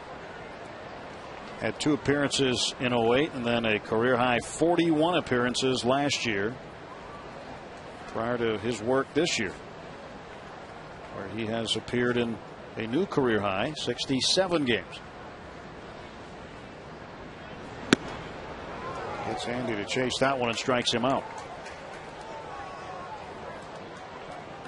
Let's check out our easy-to-use.com minor league connection. Here are the scores tonight. Top of the 12th, Louisville leading Indianapolis 12-3. Altoona heading to the playoffs in the Eastern League. Trailing Reading 8-1, bottom of the 6th. And Bradenton's magic number is 1 to clinch a playoff spot. They're in the top of the 7th. Altoona's first game, is that Thursday? I believe it is. It is Thursday. I want to see some baseball this Thursday. Drive over the hill. Altoona. Boot on the curve in their first playoff game of the year.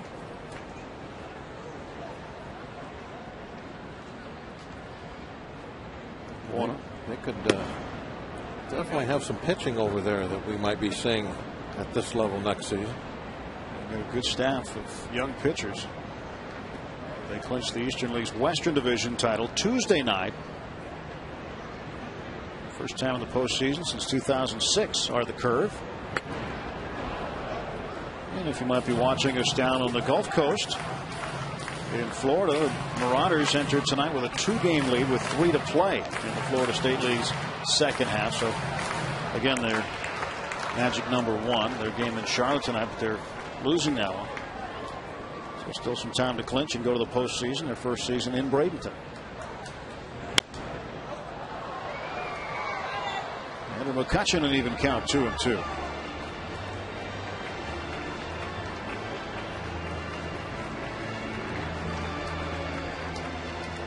So it's nice to see at the lower levels in the minor leagues winning baseball going on. Remember Lynchburg last year was the Pirates high A team. They won the Sally League. All those guys have moved on to Altoona. Foul tip and a strikeout. That's 2 strikeouts for Clippard. Same pitch, high fastball. Up LaRoche. You're going to see it get McCutchen as he chases up at the letters.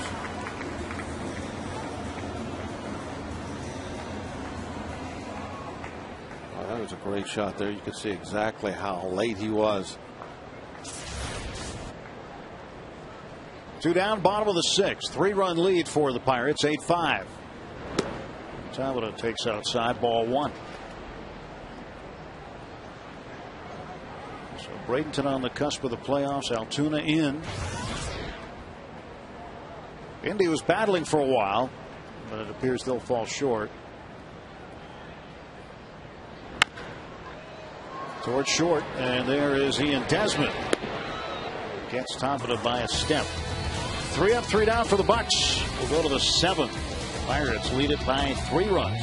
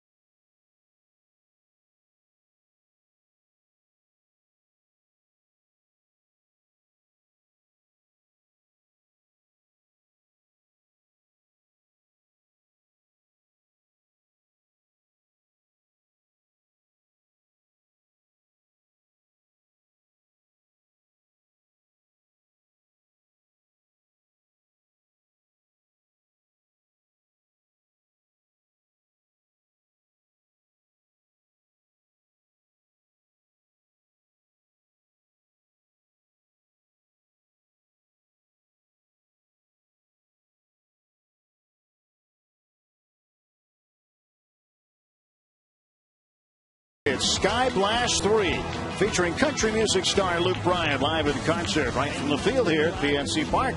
He'll be playing all of his hits, including Rain is a Good Thing. For tickets to the final Sky Blast of 2010, visit Pirates.com.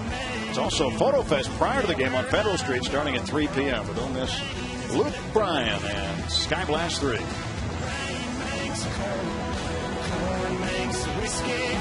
Whiskey makes my baby feel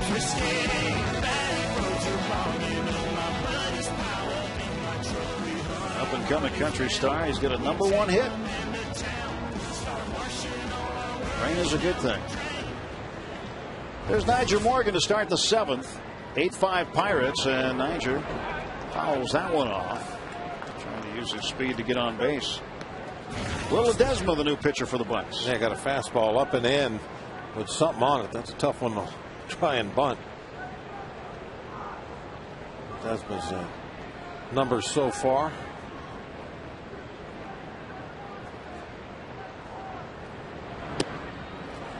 Pitch outside, 1-1. Nyjer always said his dream was to play in the National Hockey League. He thought he was last night.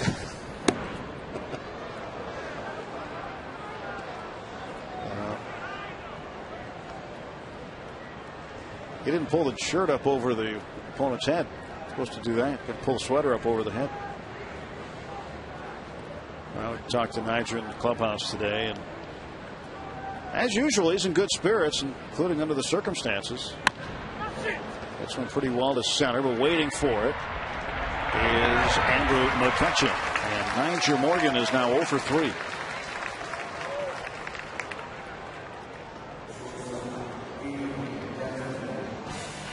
A big weekend here, of course, Sunday.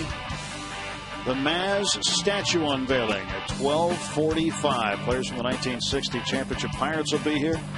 Pirates chairman Bob Nutting will speak, as well as Steve Blass and Bob Friend, both former teammates of Maz. Fans can watch the ceremony in person. We encourage that. We're right here inside the ballpark. For tickets, Pirates.com, 1-800-BUY-BUCKS. It's a very celebrated moment around baseball. Certainly one of the most celebrated moments in the history of sports. Will Ledesma will take a seat. Columbia Gas 811 call to the pen has been made.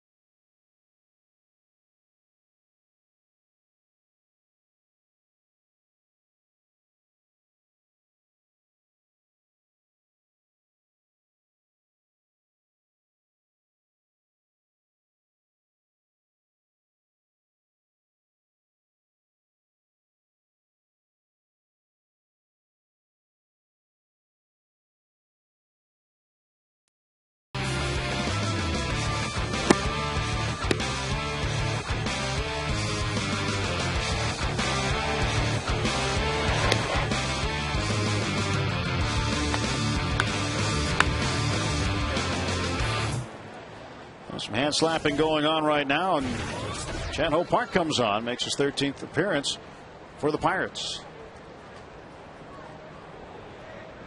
Park getting a little more work of late. 17-year veteran. Here's the pitch, and Ian Desmond gets strike one. So Ledesma came on, faced one man, Nyjer Morgan, got him to fly to center. And now Park faced the right-handers Desmond and Zimmerman. Top of the 7th. That's a strike. 0-2. Pirates trying to hang on to this 8-5 lead. It was 8-1 at one point. Nationals got the lead 1-0 in the third when Espinosa hit his home run. Rysop and Burris loosening up. Right-hander and left-hander. And down on strikes goes Ian Desmond. 3 hooks in a row. One he looked at for a strike, and then he offered it to 2 that were out of the zone.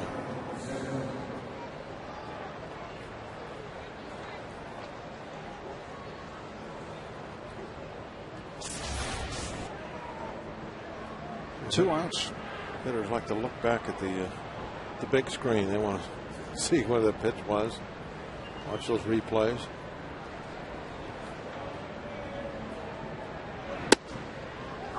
Strike on the inside corner, just above the knees to Ryan Zimmerman. Zimmerman with 2 hits, 2 for 2. Doubled in the first. He walked in the third and then singled and scored in the 6th.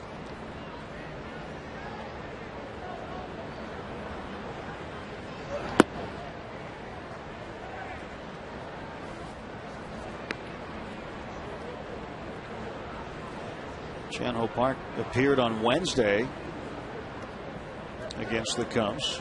Had some short work in that game.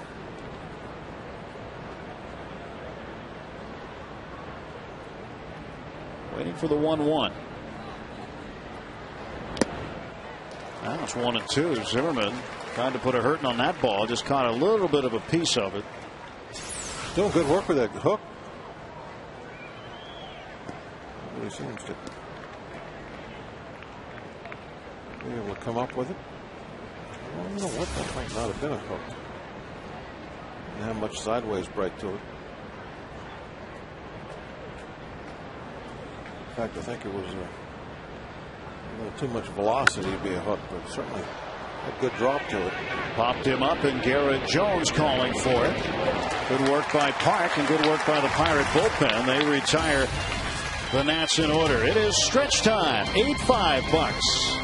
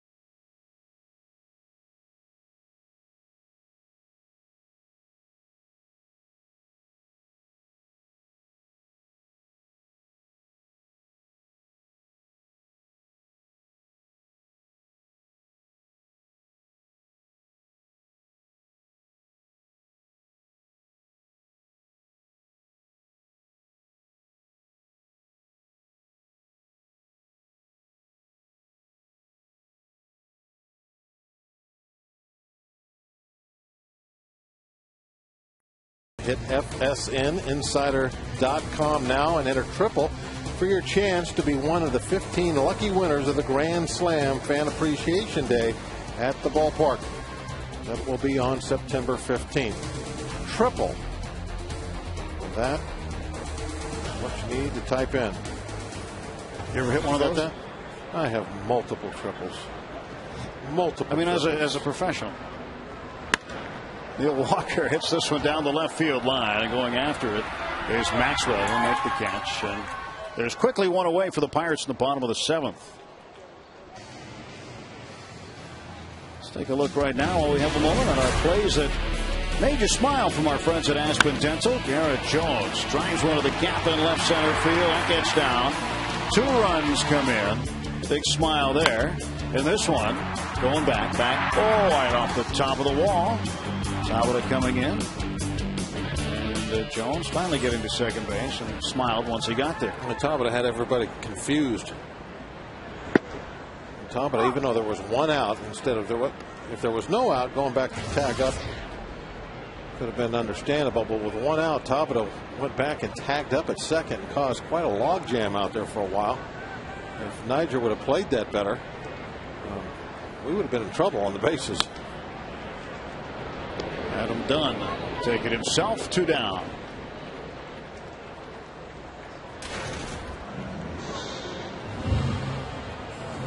Jones to settle for 2 for 4 for right now.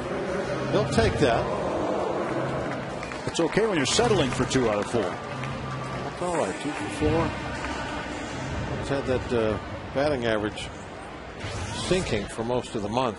2 for 4. Well, actually started turning things around, started picking it up, as you mentioned earlier, in Chicago, where he loves to hit against the Cubs. But tonight, first night back home, 2 for 4. That'll get it going in the right direction.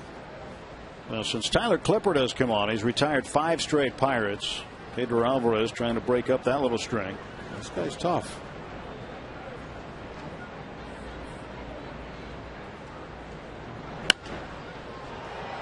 Pedro fouled it away.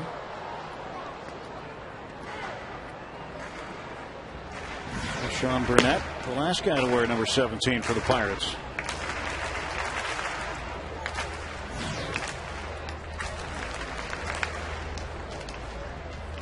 Lefty getting loose. 1-1 pitch. When you had 17, was that one that you wanted, or did they just throw you a jersey and said, here you go? Just was hanging in my locker in spring training. I did ask about it, though, because I had 18 the first 2 years I was a Pirate. And then in '86, I get to spring training, and 17 is in my locker. And Hooley saw me looking at it, and he goes, Bill Verdon's back now. He wears 18. Any questions? I said, no, that's fine. 17's good. So then the rest of the time I was with the club, I wore 17. A walk to Pedro. Alvarez walked for the second time tonight. Now Ryan Doumit will walk to the plate, but Pedro's been on base 3 times. Putting a hex on him.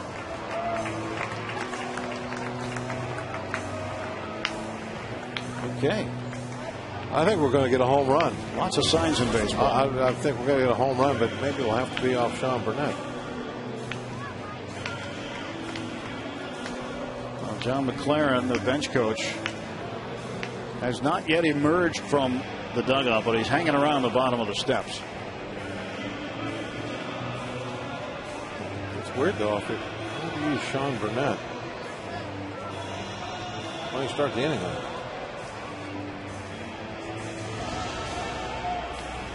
Maybe he's figuring out what he's going to do, perhaps double switch wise, if he's going to bring him in that way. And now he's coming up the steps.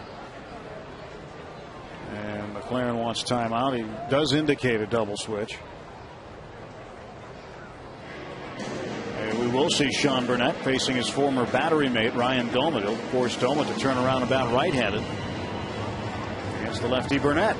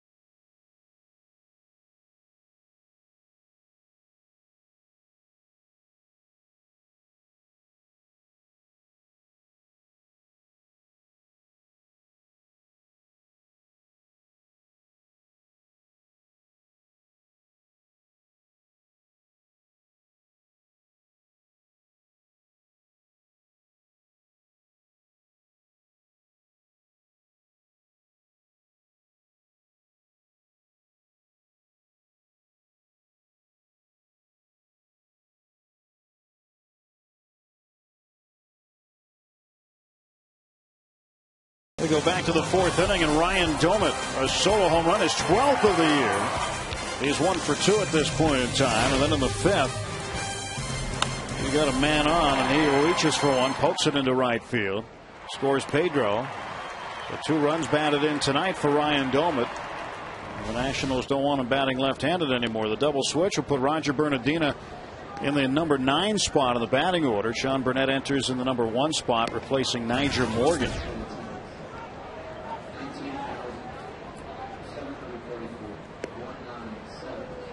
Former Bucco Sean Burnett is on, making his 61st appearance. Looking for a win. Has no wins this year. 0-7.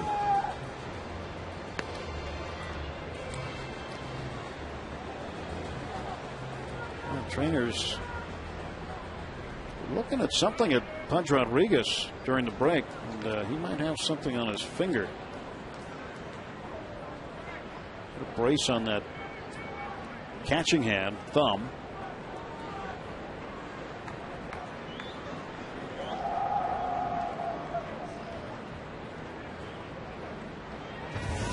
Oh, Ryan Domit facing Burnett.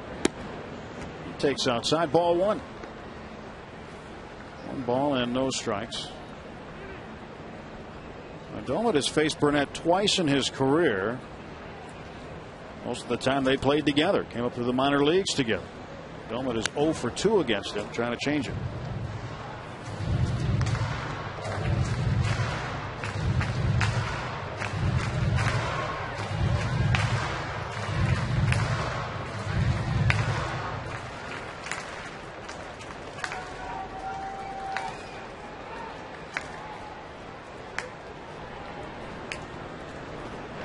There's a ground ball toward the middle, and that is stopped by Desmond, but no play, and Domit has his 3rd hit of the ball game. Couldn't get the ball out of his glove to get the force out at second base.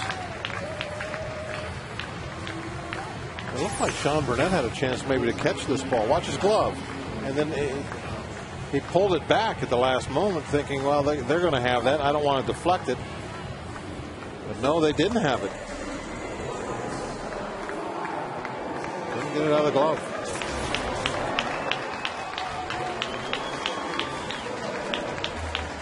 Lastings and Millage going up to hit. John Russell going with the right-handed bat.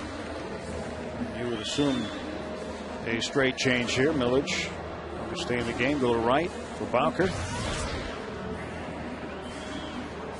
Bottom of the 7th inning, 8-5. Pirates with 2 down have 2 men on.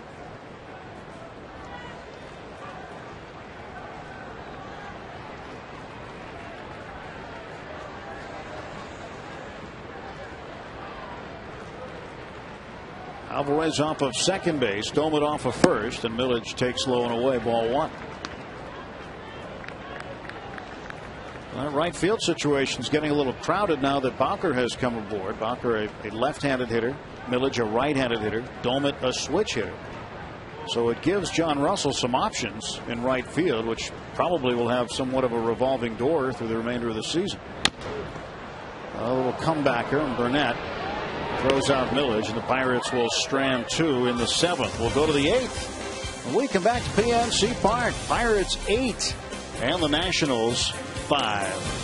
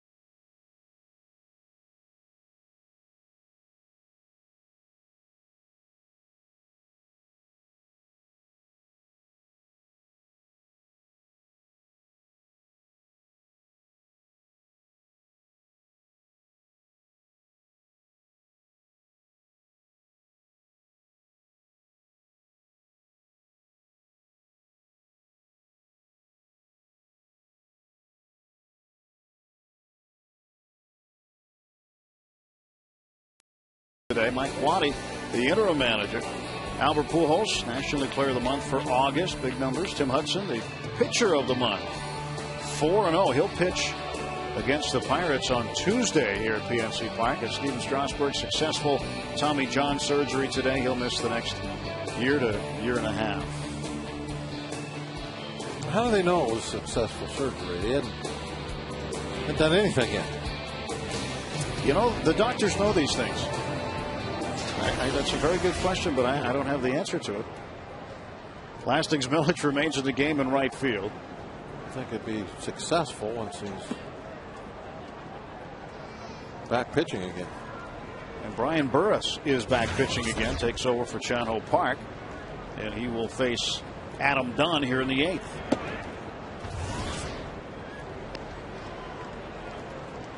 Florida Marlins hope to be successful. They have appealed their suspensions in the wake of that brawl earlier in the week with the Nationals. Marlins, by the way, in the top of the 8th, leading the Braves 6-1.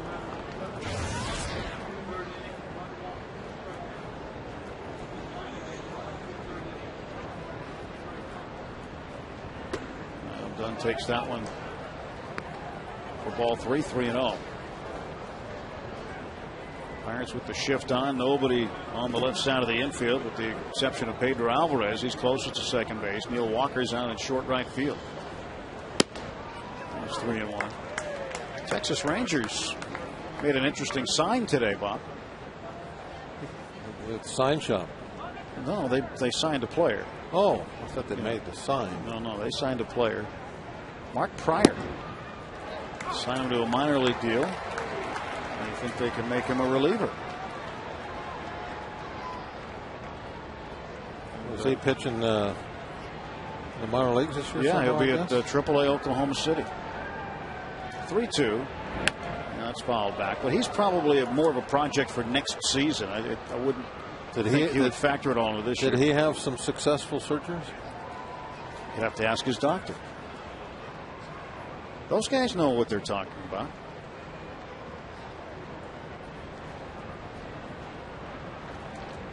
The 3-2 pitch. Missed outside, and Burris walks the leadoff man here in the 8th.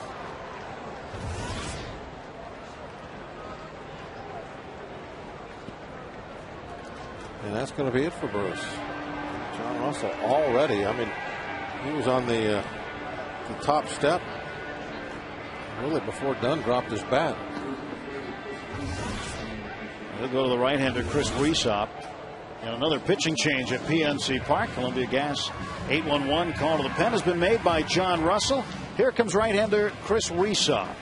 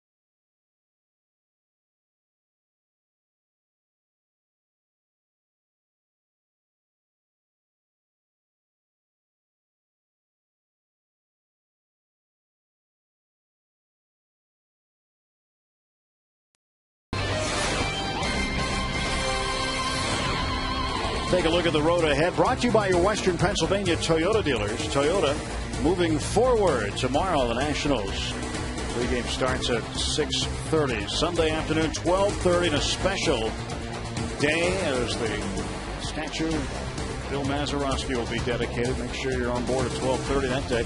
And then Monday, Tuesday, Wednesday against the Braves. Notice the early start time Monday, Labor Day. It's day game out here at PNC Park. The night games Tuesday and Wednesday. Coverage begins with the Trip Total Media Pirates pregame show at those times listed.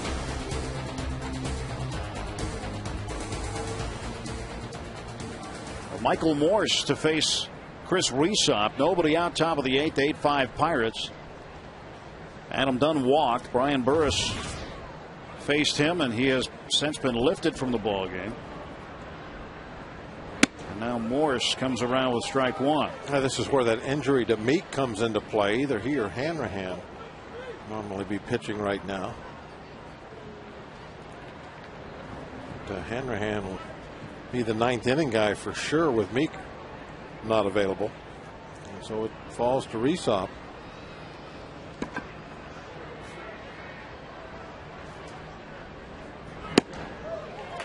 Blew right by him there at 94. Good location too. That ball upstairs a little bit. Tough one to catch up to. And it leaves the Pirates with just Rhysop and just Hanrahan remaining in the bullpen. Everybody's had to get some work in tonight, one way or another. 0-2 to Morse coming. Got him. Right by him at 95. That was a mismatch. Rhysop has shown this from the very first time he got here that he's got an above average fastball. And right now, with only one guy on base and a 3-run lead, you can go right at him, challenge him, and he did. Came away a winner. One man out. Here's Ivan Rodriguez. Fudge is hit into 2 double plays. And he has grounded out to short. So he's hit the ball on the ground 3 times. Good double play candidate. See if he can get the hat trick tonight.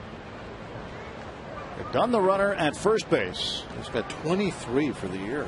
Gosh. That's a good seat. Start some runners in front of Pudge. Right by him, 93. Rhysop has some pop on the fastball.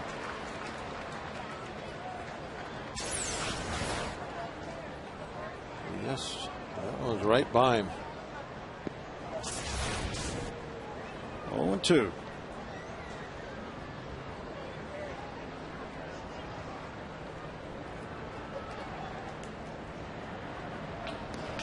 The pitch to Pudge Rodriguez.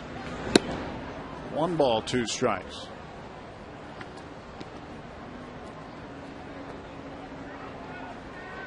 Pirates have 3 with the Nationals, 3 with the Braves, and it's back out on the road again. Cincinnati and New York. 4 in New York against the Mets. Season winding down. Pirates down to their last 2 road trips of the year. They'll finish on the road at St. Louis and Florida. And down on strikes goes Rodriguez. 2 away. As Rhysop has entered the game and struck out the first 2 men he's faced.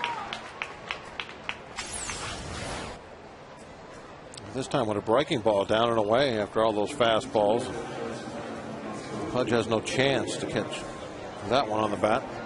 But this is a very important month for Rhysop. I think he's already established himself that he's got that good arm. As I said, better than average fastball. He's been throwing strikes with it for the most part. And if he finishes strong in September, I got to believe he's going to be at least penciled in when we go to Florida in March as part of that bullpen for sure.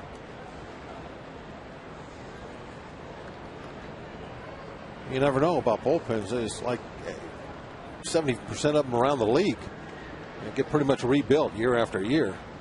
At least the bottom probably 3-4 spots for sure. Now the veteran Willie Harris out there to pinch hit. You don't see too many bullpens go year to year intact. No. He'll see some movement on just about every ball club.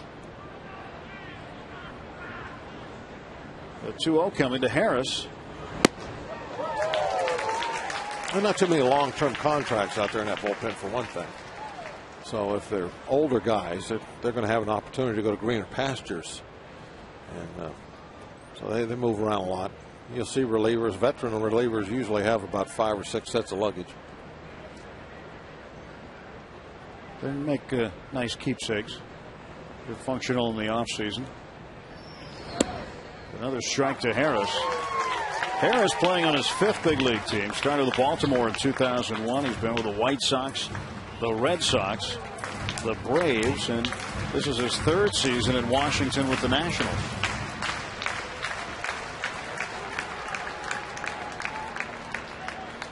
Adam Dunn was walked to lead off the inning. He's still at first base. Here's the 2-2. It'll be 3-2. That'll make Dunn run with the pitch. Rysop looking at the seams he wants. Looks like he's getting that 4-seam grip. Yeah, he'll set that every time in his glove, and then if he has to, then he'll change. Here comes the payoff, and that's ball 4. And this brings the tying run to the plate. And a guy who's been hitting the ball pretty well tonight, the rookie Danny Espinosa. Certainly what Rysop did not want. He did not want to walk Harris and get the tying run up there. No, you want to do what he had been doing, going right after the hitters, very aggressively after him in the strike zone, because that tying run is on deck circle, and he can't hurt you over there. But a ball 4, now it's not on deck anymore. Now it's in the batter's box.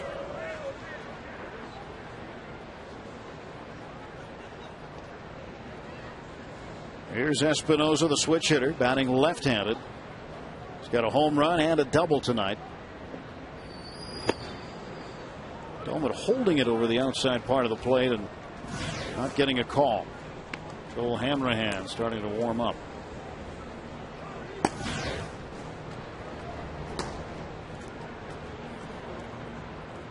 I wonder if that means that you could maybe come in and get 1 out in the 8th and then still pitch the 9th. I would think that has to be what it means. He's warming up now. If he does, he'd have to pitch the 9th. John Russell has to be thinking right now to get him up that he might want to use him here in the 8th inning. Ray Searage will come out and buy a little time for Hanrahan just in case. Also, Espinosa falling or I should say Rysop falling behind Espinosa, 2 balls and no strikes. Needs to come back with a strike here, get an out somehow. 2 men out, top of the 8th. 8 runs on 10 hits for the Pirates, 5 runs on 7 hits for the Nationals. First time the Nationals are in 2010. Pirates played them there back in June, early June. Some of the highlights tonight: Domet a home run. Jones with 3 runs batted in. He has 2 doubles. And a swing and a miss, 2-1. Neil Walker extended his hitting streak to 10 games with a single in the 5th. Jose Tabata's got a pair of hits. And Domet, to go along with a home run, has 2 other hits and an RBI. So a 3-hit night for Domet.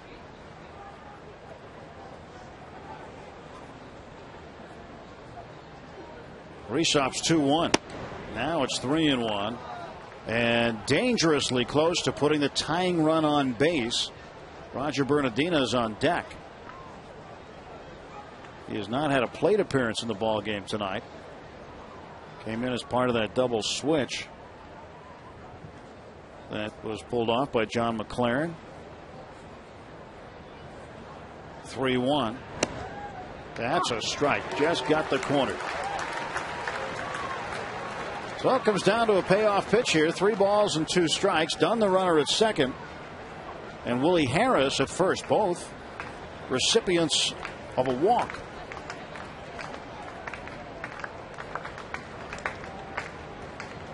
Well, they'll be off with the pitch. Danny Espinosa. And time is called. Rysop needs a pitch here.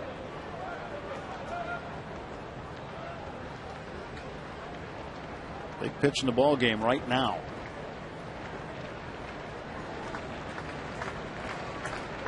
The 3-2. Struck him out. Well, he made it interesting, but he struck out the side nonetheless. And Rysop pitches out of a jam in the 8th. Good fastball. He came with that curveball after using that fastball a bunch of times to Pudge, and then ends it up 92 on the outside corner.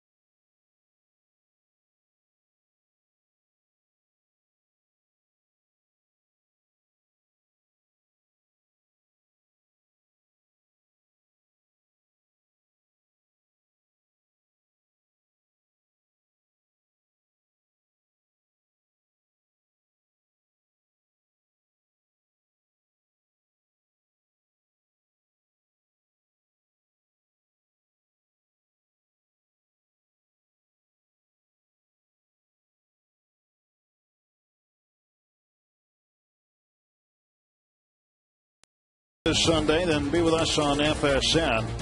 The Maz statue unveiling outside PNC Park prior to the game of the outstanding ceremony. We look forward to seeing the ball club honored. Hall of Famer Bill Mazeroski. Statue will be unveiled. Willie Harris remains in the game in left field. And here is Cedeno, 1 ball and no strikes. And Burnett deals him one and he fouls it off. Zach Duke, 5+. He had 4 runs on 5 hits. Struck out 5, walked 3. And John Russell has had to use everybody. It's been an all hands on deck kind of night out of that Pirate bullpen. Gallagher pitched an inning. Ledesma a third of an inning. Chan-Ho Park pitched 2/3 of an inning. Brian Burris came out, didn't record an out, pitched to only 1 man, Adam Dunn, and walked him. And Chris Rysop came out and struck out the side in the 8th. Well, the only man standing out there is Joel Hanrahan. Good. So far, so good. Looking to get that win.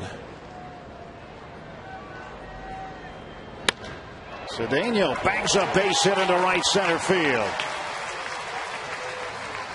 Riley with his 2nd hit of the night. He's 2 for 4. Powers looking to get a little insurance there. Delwyn Young's going to come to the plate and pinch hit next.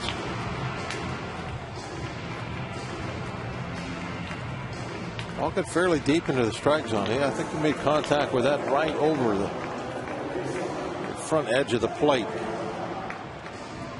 Did he hit the bag? Oh, yeah, perfectly inside corner. Delwyn Young batting right-handed against the lefty Sean Burnett. Burnett working the third base side of the rubber. He's always been, since he's been a left-handed, well, he's always been left-handed, but since he's been a reliever. Since he's been. So how long have you been a left-handed reliever? Actually, he bowls right-handed, you know. It's funny. He bowls right-handed. He's a lefty. And then Ross Ohlendorf, who's a righty, bowls lefty.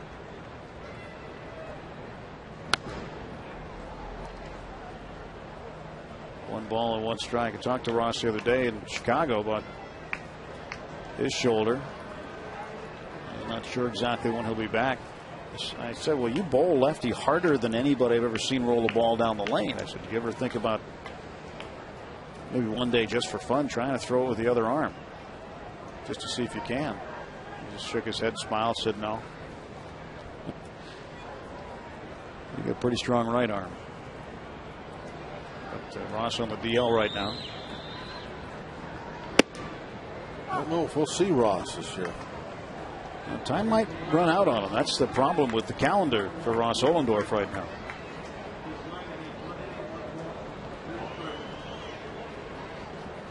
Devlin just 18 at bats this year on this side of the plate.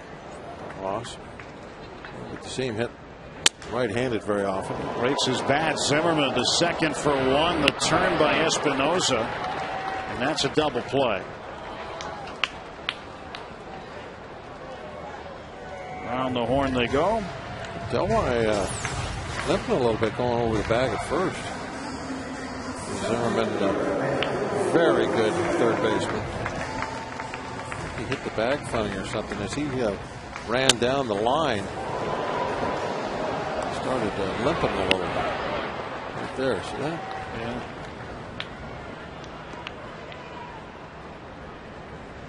That little ankle guard on. Keep fouling the ball off it. Seems like he's all right now, yeah. I think he just hit the bag funny. 2 men out, bottom of the 8th.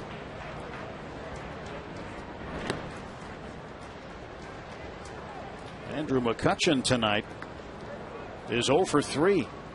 He does have a sacrifice fly and a run batted in, but he's flied out 2 other times, once to right, once to center, and he struck out.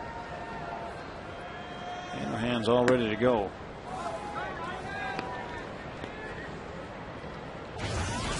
Joel with 2 saves on the year. He wants to get a third tonight. Evan Meek not quite ready to go yet. Right back in the glove of Burnett. And he retires McCutchen. And it's Hanrahan time here at PNC Park, as the Pirates will bring on their closer to try to slam the door on the Nationals. 8-5 after 8 full.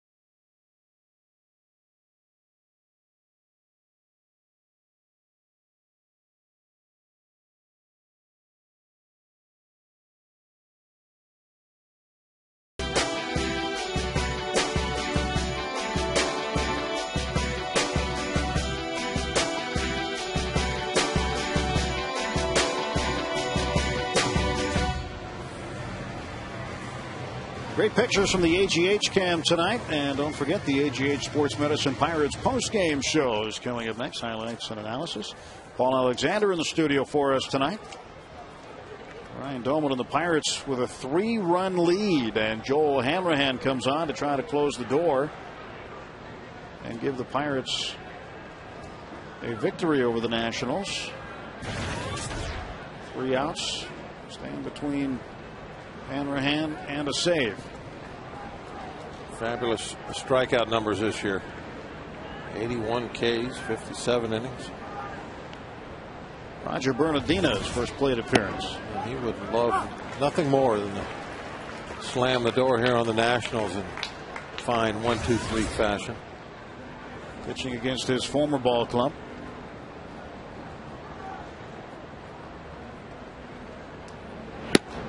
Strike 2.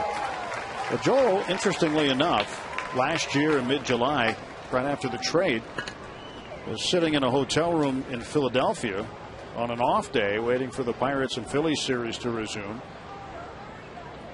And he earned a win for the Nationals that very same day. 0-2 is high, 1-2. And the completion of a suspended game in which he became the pitcher of record before the trade. They had to complete it in Houston with Washington as the home team. And Washington ended up getting the win, and because Hanrahan was on the books as the pitcher of record, he earned a W while watching TV in Center City, Philadelphia. I want to say Niger had something to do with that win, too. For the Nationals. Yeah, he came on. I think he scored the run. They won it.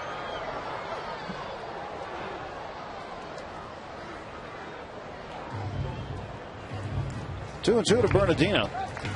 He is a fleet-footed outfielder. Runs rather well.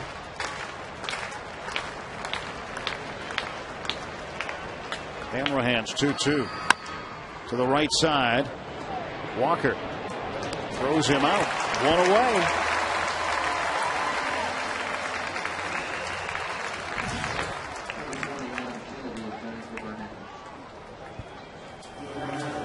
Now Adam Kennedy will come up and hit for the pitcher, Burnett. Kennedy 4 out of 16 as a pinch hitter this year. 34-year-old veteran from Riverside, California. Got himself a World Series ring with the Angels in 2002.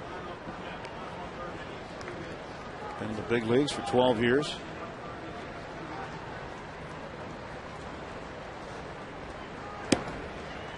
One and one now. Saves the guys like to get 3-run cushion.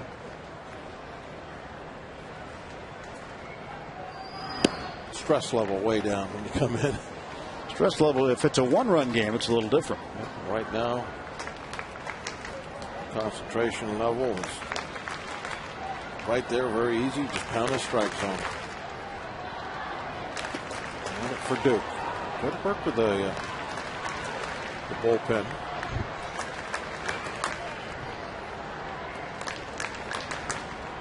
3-1 count to Adam Kennedy. Hanrahan looking for a strike here. And he's got one. That fills it up. And a chance to get Kennedy out. Top of the 9th. Pirates with 8 runs on 11 hits. Nationals 5 runs on 7 hits. Foul tip, strike 3. 97. Good fastball going tonight. Kennedy just couldn't catch up to it. With one more out to go. He just that's center of the plate, belt high. He just blew it by him. Look at that. Right down the middle. Got a 3-run lead. I don't care. Here it is. My best stuff. So the Pirates are 1 out away. Fans on their feet here at PNC Park. Ian Desmond, the hitter. There's a slider down and away. Desmond has a hit tonight, a double in the 3rd. He walked and scored in the 6th. Struck out swinging his last time up in the 7th. Chan-Ho Park struck him out. Now it's 1-1.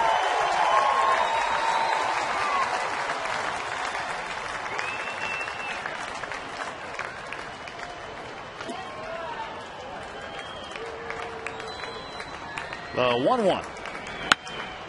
That's a base hit.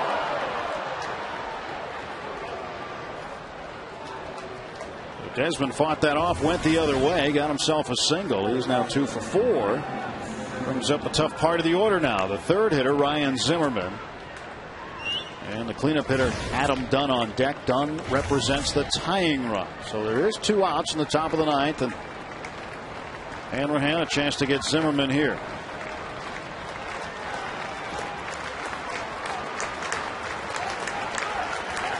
Zimmerman's faced Hanrahan twice in his career.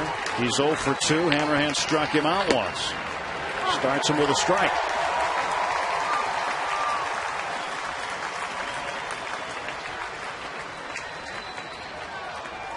The only guy that can hurt him right now is on deck.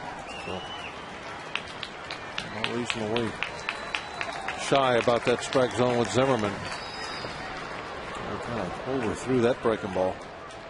Threw it hard though. 88 for the breaking ball. Well, 88 for his breaking ball. And you think about the starter for the Nationals, Livan Hernandez. His fastball topped out at 83. Yep. Hanrahan's range at 86 is a breaking pitch. 98 fastball, obviously. Strike 2. And Hanrahan and the Pirates are now a strike away. And ready to raise it.